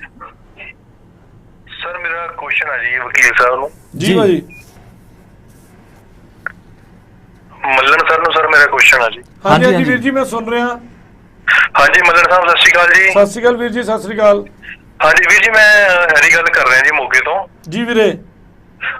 ਸਰ ਮੈਂ ਤੁਹਾਨੂੰ ਕੁਐਸਚਨ ਮੇਰਾ ਇਹ ਹੈ ਵੀ ਜਿੱਦਾਂ ਹੁਣ ਅੱਜ ਕੱਲ ਕੁੜੀਆਂ ਨੇ ਏਦਾਂ ਹੁਣ ਲਵਪ੍ਰੀਤ ਵਾਲਾ ਜਿਹੜਾ ਟ੍ਰੈਜਡੀ ਹੋਈ ਹੈ ਜਸਟ, ਹਨਾ? ਹਾਂਜੀ ਹਾਂਜੀ, ਕਈ ਸਾਰੀਆਂ ਹੋਈਆਂ ਭਾਜੀ ਉਸ ਤੋਂ ਬਾਅਦ ਵੀ। ਹਾਂਜੀ ਹਾਂਜੀ, ਉਸ ਤੋਂ ਬਾਅਦ ਕਈ ਹੋਈਆਂ, ਪਰ ਸਰ ਇਹਦੇ ਵਿੱਚ ਇੱਕ ਮਤਲਬ ਰੋਲ ਕਾਫੀ ਵੱਡਾ ਜਿਹੜੇ ਫੇਕ ਏਜੰਟਾਂ ਦਾ ਉਹਨਾਂ ਦਾ ਵੀ ਰਹਿ ਜਾਂਦਾ, ਜਿਹੜੇ ਕਿ ਮੇਰੀ ਨਿਗਾਹ ਦੇ ਵਿੱਚ ਹੈਗੇ, ਜਿਨ੍ਹਾਂ ਨੇ ਪੁਲਿਸ ਨਾਲ ਸੈਟਿੰਗ ਕਰਕੇ ਵੀ ਸਿਸਟਮ ਨੂੰ ਚਲਾਇਆ ਹੋਇਆ ਆਪਦਿਆਂ ਨੂੰ। ਉਹ ਮਹੀਨਾ ਦਿੰਦੇ ਆ, ਜੋ ਮਰਜ਼ੀ ਕੰਮ ਕਰਦੇ ਆ ਜੀ, ਉਹਨਾਂ ਨੂੰ ਕੋਈ ਪੁੱਛਦਾ ਹੀ ਨਹੀਂਗਾ ਜੀ। ਤੁਸੀਂ ਬਿਲਕੁਲ ਸੱਚ ਬੋਲਿਆ ਵੀਰ ਜੀ, ਬਹੁਤ ਵਧੀਆ ਗੱਲ ਕੀਤੀ ਹੈ, ਮੈਂ ਭੁੱਲਿਆ ਬੈਠਾ ਸੀ ਭਾਜੀ। ਇਹ ਸਾਰੇ ਦਰਸ਼ਕਾਂ ਨੂੰ ਮੈਂ ਦੱਸ ਦੇਣਾ ਚਾਹੁੰਦਾ ਵੀ ਜਿਹੜੇ ਵੀ ਇਲਾਕੇ 'ਚ ਇਮੀਗ੍ਰੇਸ਼ਨ ਏਜੰਟ ਖੁੱਲਿਆ, ਪਹਿਲੀ ਗੱਲ ਤੇ ਉਹ ਇਮੀਗ੍ਰੇਸ਼ਨ ਏਜੰਟ ਨਹੀਂ ਹੈ, ਆਪਾਂ ਉਹਨਾਂ ਦਾ ਨਾਮ ਬਦਲੀਏ। ਉਹ ਸਿਰਫ ਸਟੱਡੀ ਵੀਜ਼ਾ ਕੰਸਲਟੈਂਟ ਹੈ, under professional and tourism act ਦੇ ਅੰਡਰ ਉਹਨੇ ਰਜਿਸਟ੍ਰੇਸ਼ਨ ਕਰਾਈ ਹੈ। ਔਰ ਉਹ ਬੰਦਾ ਸਿਰਫ ਤੇ ਸਿਰਫ ਫੋਰਨ ਦੇ ਕਾਲਜ ਜਿਹਦੇ ਨਾਲ ਵੀ ਉਹਦਾ ਟਾਈ ਅਪ ਹੈ, ਥਰੂ ICCRC, ਥਰੂ ਮਾਰਾ, ਜਾਂ ਉਸ ਕੰਟਰੀ ਦੇ ਏਜੰਟ ਦੇ ਥਰੂ ਜਿਹੜਾ ਕੰਟੈਕਟ ਹੈ, ਉਹ ਸਿਰਫ ਉੱਥੋਂ ਦੀ ਐਡਮਿਸ਼ਨ ਦੀ ਫੈਸਿਲਿਟੇਸ਼ਨ ਕਰ ਸਕਦਾ। ਪਹਿਲੀ ਗੱਲ, ਉਹ ਕਿਸੇ ਬੱਚੇ ਦਾ ਵੀਜ਼ਾ ਫਾਰਮ ਨਹੀਂ ਭਰ ਸਕਦਾ, ਉਹ ਕਿਸੇ ਬੱਚੇ ਨੂੰ ਇਮੀਗ੍ਰੇਸ਼ਨ ਰਿਲੇਟਿਡ ਉਹਦੇ ਵਾਸਤੇ ਕੁਆਲੀਫਾਈਡ ICCRC ਮੈਂਬਰ ਹੁੰਦੇ ਨੇ, ਜਿਹੜੇ ਬੰਦੇ ਦਿੰਦੇ ਨੇ। ਸਰ ਹੁੰਦੇ ਨੇ, ਬਿਲਕੁਲ ਸਰ ਹੁੰਦੇ ਨੇ। ਮੈਂ ਤਾਂ ਕੁਝ ਮੇਰੇ ਕੋਲੇ ਲਿਸਟ ਆ ਸਰ, ਮੇਰੇ ਕੋਲੇ ਇੰਨੇ ਕਿ ਜ਼ਿਆਦਾ ਫੇਕ ਇਮੀਗ੍ਰੇਸ਼ਨ ਵਾਲੇ ਦੀ ਲਿਸਟ ਪਈ ਹੈ। ਉਹ ਕੀ ਕਰਦੇ ਆ, ਜਾਲੀ ਵੀਜ਼ੇ ਲਾਉਂਦੇ ਆ, ਫੇਸਬੁੱਕ ਤੇ ਪੋਸਟਾਂ ਪੋਸਟ ਕਰਦੇ ਆ। ਆਈ ਨੋ ਭਾਜੀ, ਆਈ ਨੋ। ਮੈਂ ਫੜਾਏ ਵੀ ਨੇ ਕੁਝ, ਮੈਂ ਫੜਾਏ ਵੀ ਨੇ। ਮੈਂ ਇੱਕ ਦੋ ਪ੍ਰੋਗਰਾਮ ਆਪਾਂ ਇਸੇ ਹਮਦਰਦ ਤੇ ਵੀ ਕੀਤੇ ਸੀ। ਉਸ ਤੋਂ ਇਲਾਵਾ ਹੁਣੇ ਰੀਸੈਂਟਲੀ ਮੈਂ ਇੱਕ ਬੰਦਾ ਨੇ ਮੇਰੇ ਕਲਾਇੰਟ ਕੋਲੋਂ 19.5 ਲੱਖ ਰੁਪਇਆ ਲਿਆ ਜੀ। ਉਸ ਲੜਕੀ ਨੂੰ ਕਹਿ ਦਿੱਤਾ ਕਿ ਤੇਰਾ ਜਿਹੜਾ ਕਾਲਜ ਹੈ ਬਹੁਤ ਵਧੀਆ PR ਵਾਲਾ ਕਾਲਜ ਹੈ। ਉਹ ਗੁੜੀਆ ਮੇਰੀ ਸਰ ਖੁਦ ਇਹੀ ਸੇਵਾ ਦਾ ਕੰਮ ਆ ਜੀ, ਆਪਾਂ ਠੱਗਾਂ ਨੂੰ ਫੜਦੇ ਆ। ਉਹਨੇ ਮੇਰੀ ਜਦ ਤੁਹਾਡੇ ਨਾਲ ਗੱਲ ਹੋਈ ਸੀ ਕਿ ਰੀਸੈਂਟਲੀ ਅਸੀਂ ਕਿ ਹਿਊਮਨ ਰਾਈਟ ਦਾ ਡਾਇਰੈਕਟਰ ਪੰਜਾਬ ਦਾ ਫੜਿਆ ਜੀ, ਉਹਦਾ ਕੰਮ ਵੀ ਇਹੀ ਸੀਗਾ। ਜੇਲ੍ਹ 'ਚ ਜੀ ਬੰਦਾ ਫਰੀਦਕੋਟ। ਉਹ ਮੇਰੀ ਭਾਜੀ ਜਦੋਂ ਵੀ ਕਿਤੇ ਸੇਵਾ ਦੀ ਲੋੜ ਪਵੇ ਤੇ ਮੇਰੀ ਵੀ ਡਿਊਟੀ ਲਾ ਲਿਓ ਆਪਣੇ ਨਾਲ। ਆਪਾਂ ਵੀ ਇਹੋ ਜਿਹੇ ਕੰਮਾਂ 'ਚ ਸ਼ੇਰ ਆ ਪੂਰੀ ਤਰ੍ਹਾਂ। ਪੈਸੇ ਦਾ ਲਾਲਚ ਨਹੀਂ, ਲੋੜ ਬੜੀ ਹੈ ਪਰ ਲਾਲਚ ਨਹੀਂ ਹੈ। ਬਿਲਕੁਲ ਸਰ, ਆਪਾਂ ਫ੍ਰੀ ਵੀ ਕਰ ਦਾਂਗੇ, ਪੈਸੇ ਲੈ ਕੇ ਵੀ ਕਰ ਦਾਂਗੇ, ਜਿੱਦਾਂ ਕਹੋਗੇ ਉਦਾਂ ਕਰ ਦਾਂਗੇ। ਔਰ ਅਸੀਂ ਬਾਬੇ ਨਾਨਕ ਦੇ ਨਾਂ ਤੇ ਜੇ ਮੈਨੂੰ ਕਾਨੂੰਨ ਆਉਂਦਾ ਤੇ ਮੈਂ ਲੀਗਲ ਲੰਗਰ ਲਾਉਣਾ ਤੇ ਜਿੰਨੇ ਜੋਗਾ ਹੈਗਾ ਮੈਂ ਆਪਣਾ ਦਸਵੰਧ ਉਸ ਪਾਸੇ ਕੱਢ ਲੈਣਾ। ਅੱਜ ਹੀ ਭਾਜੀ ਕੇਸ ਆਇਆ ਮੇਰੇ ਕੋਲ ਜੀ। ਮੈਂ ਭਾਜੀ ਤੁਹਾਡੇ ਨਾਲ ਆ, ਮੇਰਾ ਨੰਬਰ ਸਕਰੀਨ ਤੇ ਥੱਲੇ ਹੈਗਾ। 9:30 ਵਜੇ ਫੋਨ ਕਰ ਦਿਓ, ਮੈਂ ਤੁਹਾਡਾ ਨੰਬਰ ਵੀ ਸੇਵ ਕਰ ਲਾਂਗਾ ਜੀ। ਮੇਰਾ ਹਾਂਜੀ ਸਰ, ਮੈਂ ਤੁਹਾਨੂੰ ਕਾਲ ਕਰੂੰਗਾ ਜੀ। 9:30 ਕਰ ਲਿਓ ਵੀਰ ਜੀ, ਮੈਂ ਬਸ 9 ਵਜੇ ਤੱਕ ਫ੍ਰੀ ਹੋਣਾ। 9:30 ਆਪਾਂ ਮਿਲਦੇ ਆਂ, ਗੱਲ ਕਰਦੇ ਆਂ, ਜੋ ਮਦਦ ਹੋਏਗੀ ਮੈਂ ਜ਼ਰੂਰ ਕਰਾਂਗਾ। ਔਰ ਕਈ ਸਾਰੇ ਏਜੰਟ ਮੈਂ ਵੀ ਟੰਗਵਾਏ ਨੇ ਜੀ। ਜਿਹੜੇ ਲੋਕ ਇਹ ਕਹਿੰਦੇ ਜੀ ਮੇਕੋ ਕੈਨੇਡਾ ਤੋਂ ਆ ਗਈ ਹੈ, ਸਪਾਂਸਰਸ਼ਿਪ ਆਈ ਪਈ ਹੈ, ਮੇਰੇ ਕੋਲੋਂ ਵਰਕ ਆਇਆ ਪਿਆ ਤੇ ਲਿਆਓ ਜੀ ਇੰਨੇ ਲੱਖ ਰੁਪਏ ਜਮ੍ਹਾਂ ਕਰਾਓ ਤੁਹਾਨੂੰ ਅਸੀਂ ਦਈਏ। ਉਸ ਏਜੰਟ ਨੂੰ ਇੱਕੋ ਗੱਲ ਪੁੱਛੋ ਕਿ ਜੇ ਤੂੰ ਬੰਦਾ ਬਾਹਰ ਭੇਜਣਾ, ਹਿਊਮਨ ਲੇਬਰ ਦਾ ਲਾਇਸੈਂਸ ਮਿਨਿਸਟਰੀ ਆਫ ਲੇਬਰ ਤੋਂ ਮਿਲਦਾ, ਕਿਆ ਤੇਰੇ ਕੋਲੋਂ ਲੇਬਰ ਲਾਇਸੈਂਸ ਹੈਗਾ? ਨਹੀਂ ਹੈਗਾ, ਬਾਹਰ ਭੇਜਣ ਦਾ ਅਧਿਕਾਰ ਉਹਨੂੰ ਨਹੀਂ ਹੈ। ਔਰ ਜੇ ਤੁਸੀਂ ਸਟੂਡੈਂਟ ਨੂੰ ਬਾਹਰ ਭੇਜਣਾ ਤੇ ਤੁਸੀਂ ਸਿਰਫ ਫੋਰਨ ਦੇ ਕਾਲਜ ਦੀ ਕੰਸਲਟੈਂਸੀ ਦੇ ਸਕਦੇ ਹੋ। ਹੁਣ ਫਿਰ ਵਿਚਾਰੇ ਪਿੰਡੂ ਜੱਟ ਕੀ ਕਰਦੇ ਆ ਕੇ, ਉਹ ਭਾ ਤੂੰ ਵੀਜ਼ਾ ਵੀ ਲਵਾ ਦੇ, ਭਾ ਤੂੰ ਪਾਸਪੋਰਟ ਵੀ ਬਣਾ ਦੇ ਤੇ ਭਾ ਜੀ ਇੰਜ ਵੀ ਕੰਮ ਕਰਦੇ। ਉਹਨਾਂ ਨੂੰ ਆਪ ਨੂੰ ਨੌਲੇਜ ਕੁਝ ਨਹੀਂ ਹੁੰਦੀ। ਅੱਗੇ 10ਵੀਂ ਪਾਸ +2 ਪਾਸ ਸਾਰੀ ਇਹੀ ਹੈ ਕਿ ਨੌਲੇਜ ਹੁੰਦੀ ਨਹੀਂ। ਚਿੱਟਾ ਲਾ ਕੇ ਕੁੜੀਆਂ ਬਿਠਾਈਆਂ ਹੁੰਦੀਆਂ, ਪਰਫਿਊਮ ਲਾ ਕੇ ਉਹ ਮਿੱਠੀਆਂ ਮਿੱਠੀਆਂ ਗੱਲਾਂ ਕਰਦੀਆਂ। ਅਗਲਾ ਕਹਿੰਦਾ ਲੈ ਤੇ ਕੰਮ ਹੀ ਬੜਾ ਵਧੀਆ। ਉਹਨੂੰ ਕੈਨੇਡਾ ਦੀ ਫੀਲਿੰਗ ਉੱਥੇ ਹੀ ਆਣੀ ਸ਼ੁਰੂ ਹੋ ਜਾਂਦੀ ਹੈ, ਨਿਊਜ਼ੀਲੈਂਡ ਦੀ ਫੀਲਿੰਗ ਉੱਥੇ ਹੀ ਆਣੀ ਸ਼ੁਰੂ ਹੋ ਜਾਂਦੀ ਹੈ। ਉਹਨੂੰ ਆਪਣੀਆਂ ਰੂੜੀਆਂ ਭੁੱਲ ਜਾਂਦੀਆਂ, ਜਿੱਥੇ ਉਹ ਲਿਟ ਕੇ ਖੇਡਦਾ ਰਿਹਾ ਜਾਂ ਖੇਡਦੀ ਰਹੀ ਹੈ। ਸੋ ਪਾਗਲ ਤੇ ਹੋਣਾ ਹੀ ਹੈ ਨਾ। ਜਦੋਂ ਜਿਹੜਾ ਬੰਦਾ ਜਿਸ ਦਾ ਕਾਬਿਲ ਨਹੀਂ ਉਹਨੂੰ ਮਿਲਣਾ ਸ਼ੁਰੂ ਹੋ ਜੇ ਔਰ ਮਿਹਨਤ ਤੋਂ ਬਿਨਾਂ ਮਿਲ ਜੇ ਜੀ। ਸ਼ੇਖਰ ਜੀ ਤੁਹਾਨੂੰ ਅੱਜ ਜੇ ਲੱਖ ਰੁਪਏ ਵੀ ਮਹੀਨੇ ਦਾ ਆਮਦਨ ਹੈ ਨਾ ਤੇ ਤੁਸੀਂ ਡਰ ਕੇ ਖਰਚਦੇ ਹੋ ਕਿ ਨਹੀਂ ਯਾਰ ਮੁੱਕ ਨਾ ਜਾਣ, ਡੈਡੀ ਵਾਸਤੇ ਦਵਾਈ ਲੈਣੀ, ਉਹ ਮੰਮੀ ਵਾਸਤੇ ਆ ਲੈਣਾ, ਵਾਈਫ ਵਾਸਤੇ ਆ, ਬੱਚਿਆਂ ਵਾਸਤੇ ਆ, ਘਰ ਦਾ ਕਿਰਾਇਆ, ਗੱਡੀ ਦੀ ਕਿਸ਼ਤ, ਫਲਾਣਾ ਟਿਕਾਣਾ, ਲੱਲਾ ਪੱਪਾ। ਮੇਰੇ ਕੋਲ ਮੁਫਤ ਵੱਜੇ ਹੁਣ ਲੱਖ ਰੁਪਈਆ, ਮੈਂ ਤੇ ਸ਼ਾਮ ਨੂੰ ਪੱਬ 'ਚ ਵੜਿਆ ਹੋਣਾ, ਕੱਪੜੇ ਲਾ ਡਾਂਸ ਕਰਨਾ ਮੈਂ ਤਾਂ ਜੀ। ਸੋ ਉਹ ਜਿਹੜਾ ਮੁਫਤ 'ਚ ਪੈਸਾ ਆਉਂਦਾ, ਬਿਨਾਂ ਮਿਹਨਤ ਤੋਂ ਆਉਂਦਾ, ਬੇਈਮਾਨੀ ਦਾ ਆਉਂਦਾ, ਤੇ ਉਹ ਅੱਜ ਤੇ ਬੜਾ ਫਲਰਿਸ਼ ਕਰਦਾ ਲੱਭਦਾ, ਪਰ ਅਲਟੀਮੇਟਲੀ ਉਹ ਲੈ ਡੁੱਬਦਾ। ਉਹ ਨਹੀਂ ਅੱਗੇ ਕਦੀ ਤਰੱਕੀ 'ਚ ਵਧਿਆ ਜੀ। ਸੋ ਅਗਰ ਹੁਣ ਇੱਧਰ ਲਵਪ੍ਰੀਤ ਦੇ ਕੇਸ ਦੀ ਵੀ ਗੱਲ ਚੱਲ ਰਹੀ ਸੀਗੀ, ਸੋ ਲਵਪ੍ਰੀਤ ਦਾ ਕੇਸ ਹੁਣ ਕਿੱਥੇ ਤੱਕ ਪਹੁੰਚਿਆ? ਲਵਪ੍ਰੀਤ ਦੇ ਕੇਸ ਇਸ ਤਰ੍ਹਾਂ ਭਾਜੀ, ਕੈਨੇਡਾ ਵਾਲੇ ਜਿਹੜੇ ਸਾਡੇ ਭਾਜੀ ਆ ਅਸ਼ੋਕ ਅਰੋੜਾ ਜੀ, ਉਹ ਪਹੁੰਚ ਗਏ ਨੇ ਉੱਥੇ ਜਾਂ ਅੱਜ ਪਹੁੰਚ ਗਏ ਨੇ ਤੇ ਉਧਰੋਂ ਆਪਣੀ ਕਾਰਵਾਈ ਕਰ ਰਹੇ ਨੇ। ਇਧਰੋਂ ਮੈਂ ਲੋਕਲ ਪੁਲਿਸ ਨੂੰ ਉੱਥੇ ਇੱਕ ਸੈਕਸ਼ਨ ਹੁੰਦਾ ਹੈ ਕੈਨੇਡਾ ਦਾ, ਵੀ ਜੇ ਕਿਸੇ ਬੰਦੇ ਨੇ ਕਿਸੇ ਵੀ ਕੰਟਰੀ 'ਚ ਕ੍ਰਾਈਮ ਕੀਤਾ ਤੇ ਫਲਾਣੇ ਸੈਕਸ਼ਨ ਦੀ ਧਾਰਾ ਮੁਤਾਬਕ ਉਹਦੇ ਤੇ ਉੱਥੇ ਉਹਨੂੰ ਚਾਰਜ ਸ਼ੀਟ ਕਰਕੇ ਭੇਜਿਆ ਜਾ ਸਕਦਾ ਹੈ। ਸੋ ਮੈਂ ਉਹ ਵਾਲੀ ਆਪਣੀ ਚਿੱਠੀ ਵੀ ਪਾ ਚੁੱਕਾ ਲੋਕਲ ਪੁਲਿਸ ਨੂੰ ਔਰ ਬਾਕੀ ਜਿਹੜੀਆਂ ਏਜੰਸੀਆਂ ਹੈ, ਤੇ ਪਹਿਲਾਂ ਵੀ ਦੱਸ ਚੁੱਕਾ ਕਿ ਜਿਹੜੇ ਵੀ ਲੀਡਿੰਗ ਕੰਟਰੀ ਹੈ, ਮੈਂ ਤੁਹਾਨੂੰ ਪਹਿਲਾਂ ਵੀ ਦੱਸਿਆ ਸੀ ਕਿ ਮੇਰੇ ਜਿਹੜੇ ਜੂਨੀਅਰਸ ਨੇ ਉਹਨਾਂ ਨੂੰ ਤਾਂ ਇੰਨੀ ਖੁੰਦਕ ਸੀ, ਅਫਗਾਨਿਸਤਾਨ ਨੂੰ ਵੀ ਚਿੱਠੀ ਕੱਢਤੀ ਸੀ ਉਹਨਾਂ ਨੇ ਕਿ ਕਿਤੇ ਬੇਅੰਤ ਕੌਰ ਇੱਥੇ ਉਤਰੇ, ਉੱਥੇ ਫੜ ਲਿਓ। ਸੋ ਏਅਰਪੋਰਟਾਂ ਤੇ ਉਹਦੀ ਹੋ ਚੁੱਕੀ ਹੈ। ਬਾਕੀ ਪਰਿਵਾਰ ਦੀ ਜਿਹੜੀ ਵਿੱਚ ਐਂਟਰੀ ਹੋਣੀ ਹੈ ਜਾਂ ਹੋਰ ਚੀਜ਼ਾਂ ਹੋਣੀਆਂ ਉਹ ਚੱਲਦੀਆਂ ਪਈਆਂ ਨੇ। ਸੋ ਕਾਰਵਾਈ ਜਾਰੀ ਹੈ। ਆਪਾਂ 15-16 ਮਹੀਨੇ ਦਾ ਟਾਈਮ ਮੰਗਿਆ ਸੀ, ਹਲੇ 2-2.5 ਮਹੀਨੇ ਹੋਏ ਨੇ। ਸੋ ਦਸੰਬਰ 2022 ਤੋਂ ਪਹਿਲਾਂ ਅੰਤ ਕੌਰ ਮਿਸ਼ਨ ਸਾਡਾ ਅੰਤ ਹੋਏਗਾ ਜੀ, ਔਰ ਕਈ ਸਾਰੇ ਹੋਰ ਇਹਦੇ ਨਾਲ ਦੇ ਮਿਸ਼ਨ ਅੰਤ ਹੋਣਗੇ। ਕਿਉਂਕਿ ਹੁਣ ਪਤਾ ਕੀ ਹੋ ਗਿਆ ਭਾਜੀ, ਪਹਿਲਾਂ ਅਸੀਂ ਇਮੀਗ੍ਰੇਸ਼ਨ ਨੂੰ ਚਿੱਠੀ ਕੱਢਦੇ ਸੀ ਨਾ ਉਧਰਲਿਆਂ ਨੂੰ, ਤੇ ਸਾਨੂੰ ਜਵਾਬ ਬਹੁਤ ਲੇਟ ਆਉਂਦਾ ਸੀ। ਅੱਜ ਚਿੱਠੀ ਕੱਢੋ ਤੇ ਵਿਦਿਨ 3 ਡੇਜ਼ ਜਵਾਬ ਦਿੰਦੇ, ਖਾਸ ਕਰਕੇ ਵਕੀਲ। ਸੋ ਇਹ ਅਲਰਟ ਵੀ ਹੋ ਜਾਣਾ ਚਾਹੀਦਾ ਉਹਨਾਂ ਲੋਕਾਂ ਨੂੰ ਜਿਹੜੇ ਕਿ ਹੁਣ ਜਿਵੇਂ ਅਸੀਂ ਨਵਾਂ ਮਾਮਲਾ ਤਰਨਤਾਰਨ ਵਾਲਾ ਸੁਣਿਆ, ਇਹ ਉਹਨਾਂ ਲੋਕਾਂ ਨੂੰ ਵੀ ਅਲਰਟ ਹੋ ਜਾਣਾ ਚਾਹੀਦਾ ਕਿ ਪਿਛਲੇ ਜਿਹੜੇ ਮਾਮਲੇ ਨੇ ਉਹਨੇ ਕਿਤੇ ਨਾ ਕਿਤੇ ਲੋਕਾਂ ਨੂੰ ਵੀ ਜਾਗਰੂਕ ਕਰਤਾ, ਜਾਗਰੂਕ ਕਰ ਦਿੱਤਾ। ਜਿਹੜੀ ਬਾਰਡਰ ਦੇ ਉੱਤੇ ਲੋਕੀ ਬੈਠੇ ਨੇ, ਇਮੀਗ੍ਰੇਸ਼ਨ ਵਾਲੇ ਨੇ, ਉਹਨਾਂ ਨੂੰ ਵੀ ਜਾਗਰੂਕ ਕਰ ਦਿੱਤਾ ਸਰ ਕਿ ਚੱਲ ਕੀ ਰਿਹਾ। ਜਹਾਜ਼ ਭਰ ਕੇ ਉੱਥੋਂ 에ਅਰਪੋਰਟ ਤੋਂ ਵਾਪਸ ਵੀ ਆਉਣੇ ਸ਼ੁਰੂ ਹੋ ਗਏ ਨੇ ਇਹੋ ਜਿਹੇ ਕੁਝ ਫਰਾਡ। ਕਿਉਂਕਿ ਉਧਰ ਦੀ ਵੀ ਸਰਕਾਰਾਂ ਨੂੰ ਸਾਡੇ ਪ੍ਰੋਗਰਾਮਾਂ ਦੇ ਜਿਹੜੀ ਜੋ ਅਸੀਂ ਪ੍ਰੋਗਰਾਮ ਪੰਜਾਬੀ 'ਚ ਕਰ ਰਹੇ ਹਾਂ, ਇਹ ਉੱਥੇ ਇੰਗਲਿਸ਼ ਟ੍ਰਾਂਸਲੇਸ਼ਨ ਹੋ ਕੇ ਉਧਰ ਦੀ ਖੁਫੀਆ ਏਜੰਸੀਆਂ ਕੋਲ ਜਾਂਦਾ ਜੀ। ਜਦੋਂ ਅਸੀਂ ਕੋਈ ਇਹੋ ਜਿਹਾ ਮੁੱਦਾ ਡਿਸਕਸ ਕਰਦੇ ਹਾਂ ਔਰ ਉਹਨਾਂ ਨੂੰ ਮੋਡਸ ਆਪਰੈਂਡੀ ਪਤਾ ਲੱਗਦੀ ਹੈ ਕਿ ਇੱਥੇ ਲੜਕੀਆਂ ਲੜਕੇ ਕੀ ਕਰ ਰਹੇ। ਮੈਂ ਤੇ ਇਹ ਕਹਿੰਦਾ ਕਿ ਜਦੋਂ ਵੀ ਤੁਸੀਂ ਵਿਆਹ ਕਰੋ ਮੁੰਡੇ ਜਾਂ ਕੁੜੀ ਨਾਲ ਘੱਟੋ ਘੱਟ 1 ਸਾਲ ਇਕੱਠੇ ਜ਼ਰੂਰ ਰਹੋ। ਔਰ ਮੈਂ ਸਰਕਾਰ ਅੱਗੇ ਵੀ ਅਪੀਲ ਕਰਦਾ ਕਿ 1 ਸਾਲ ਦੀ ਮੈਰਿਜ ਤੋਂ ਬਾਅਦ ਹੀ ਇਹੋ ਜਿਹਾ ਕੋਈ ਫੋਰਨ ਦਾ ਵੀਜ਼ਾ ਮਿਲਣਾ ਚਾਹੀਦਾ। ਜਿਹੜੀਆਂ ਫੋਰਨ ਦੀਆਂ ਸਰਕਾਰਾਂ ਨੇ ਘੱਟੋ ਘੱਟ 1 ਸਾਲ ਦਾ ਸਟੇ ਹੋਵੇ ਉਹਨਾਂ ਦਾ ਇਕੱਠਿਆਂ, ਔਰ 2 ਸਾਲ ਪੁਰਾਣੇ ਫੰਡ ਦੀ ਸਟੇਟਮੈਂਟ ਚੈੱਕ ਕੀਤੀ ਜਾਵੇ ਘੱਟੋ ਘੱਟ ਕਿ ਫੰਡ ਆਏ ਕਿੱਥੋਂ ਨੇ। ਝੂਠੇ ਫੰਡ ਇੱਥੇ ਤੱਕ ਵੀ ਹੈਗੇ ਜੇ ਏਜੰਟ ਕਿ 10 ਤੋਂ 15,000 ਰੁਪਏ ਲੈਂਦੇ ਨੇ ਪਰ ਲੱਖ ਫੰਡ ਸ਼ੋਅ ਕਰਾਉਣ ਦਾ। ਬਿਲਕੁਲ। ਸੋ ਮੈਂ ਕਹਿੰਦਾ 2 ਸਾਲ ਪੁਰਾਣੇ ਫੰਡ ਵੀ ਵੇਖੇ ਜਾਣ। ਇਹ ਮੇਰਾ ਫੋਰਨ ਦੇ ਮਤਲਬ ਜਿਹੜਾ ਲੰਡੀ ਪੁੱਚੀ ਉੱਡਦਾ ਲੋ ਜੀ ਚੱਲੇ ਆ ਜੀ ਕੈਨੇਡਾ, ਏਜੰਟ ਕਹਿੰਦਾ ਜੀ ਇੰਨੇ ਪੈਸੇ ਦੇ ਦਿਓ, ਠੀਕ ਹੈ ਜੀ 5-5 ਲੱਖ ਰੁਪਏ ਦਾ ਪੈਕੇਜ ਵਿਕਦਾ ਪਿਆ ਜੇ। ਤਾਂ ਮੋਟਾ ਹਿਸਾਬ ਕਰਦੇ ਆ ਲੋਕੀ, ਉਹ ਕਹਿੰਦੇ ਨੇ ਵੀ ਚਲੋ ਜੀ ਸਾਨੂੰ ਨਹੀਂ, ਅਸੀਂ ਨਹੀਂ ਕਿਸੇ ਵੀ ਪਚੜੇ 'ਚ ਪੈਣਾ, ਤੁਸੀਂ ਇਹ ਦੱਸੋ ਪੈਸੇ ਕਿੰਨੇ ਲੈਣੇ, ਸਾਨੂੰ ਕਰਕੇ ਦੇ ਦਿਓ। ਮੈਂ ਕਹਿੰਦਾ ਜੀ ਸਭ ਤੋਂ ਪਹਿਲਾਂ ਤਾਂ ਬਿਨਾਂ ਏਜੰਟ, ਜਿਹੜਾ ਇੰਡੀਆ 'ਚ ਵੀ ਏਜੰਟ ਹੈ ਫੋਰਨ ਏਜੰਸੀਆਂ ਨੂੰ ਮੈਂ ਇਹ ਚਾਹੁੰਦਾ ਕਿ ਉਹ ਏਜੰਟ ਪਹਿਲਾਂ ਉਸ ਡਿਪਾਰਟਮੈਂਟ ਨਾਲ ਜਾਂ ਉਸ ਕੰਟਰੀ ਨਾਲ ਆਪਣੇ ਆਪ ਨੂੰ ਰਜਿਸਟਰ ਜ਼ਰੂਰ ਕਰੇ ਔਰ ਵੀਜ਼ਾ ਥਰੂ ਏਜੰਟ ਲਿਆ ਜਾਵੇ। ਜਿਹਦੇ ਫਰਾਡ ਕੇਸ ਜ਼ਿਆਦਾ ਲੱਭਣ ਉਸ ਏਜੰਟ ਨੂੰ ਉਹਦੀ ਪੂਰੀ ਫੈਮਿਲੀ ਨੂੰ ਬੈਨ ਲੱਗ ਜਾਵੇ ਜੀ, ਪਲੱਸ ਉਹਦੇ ਤੇ FIR ਹੋਵੇ।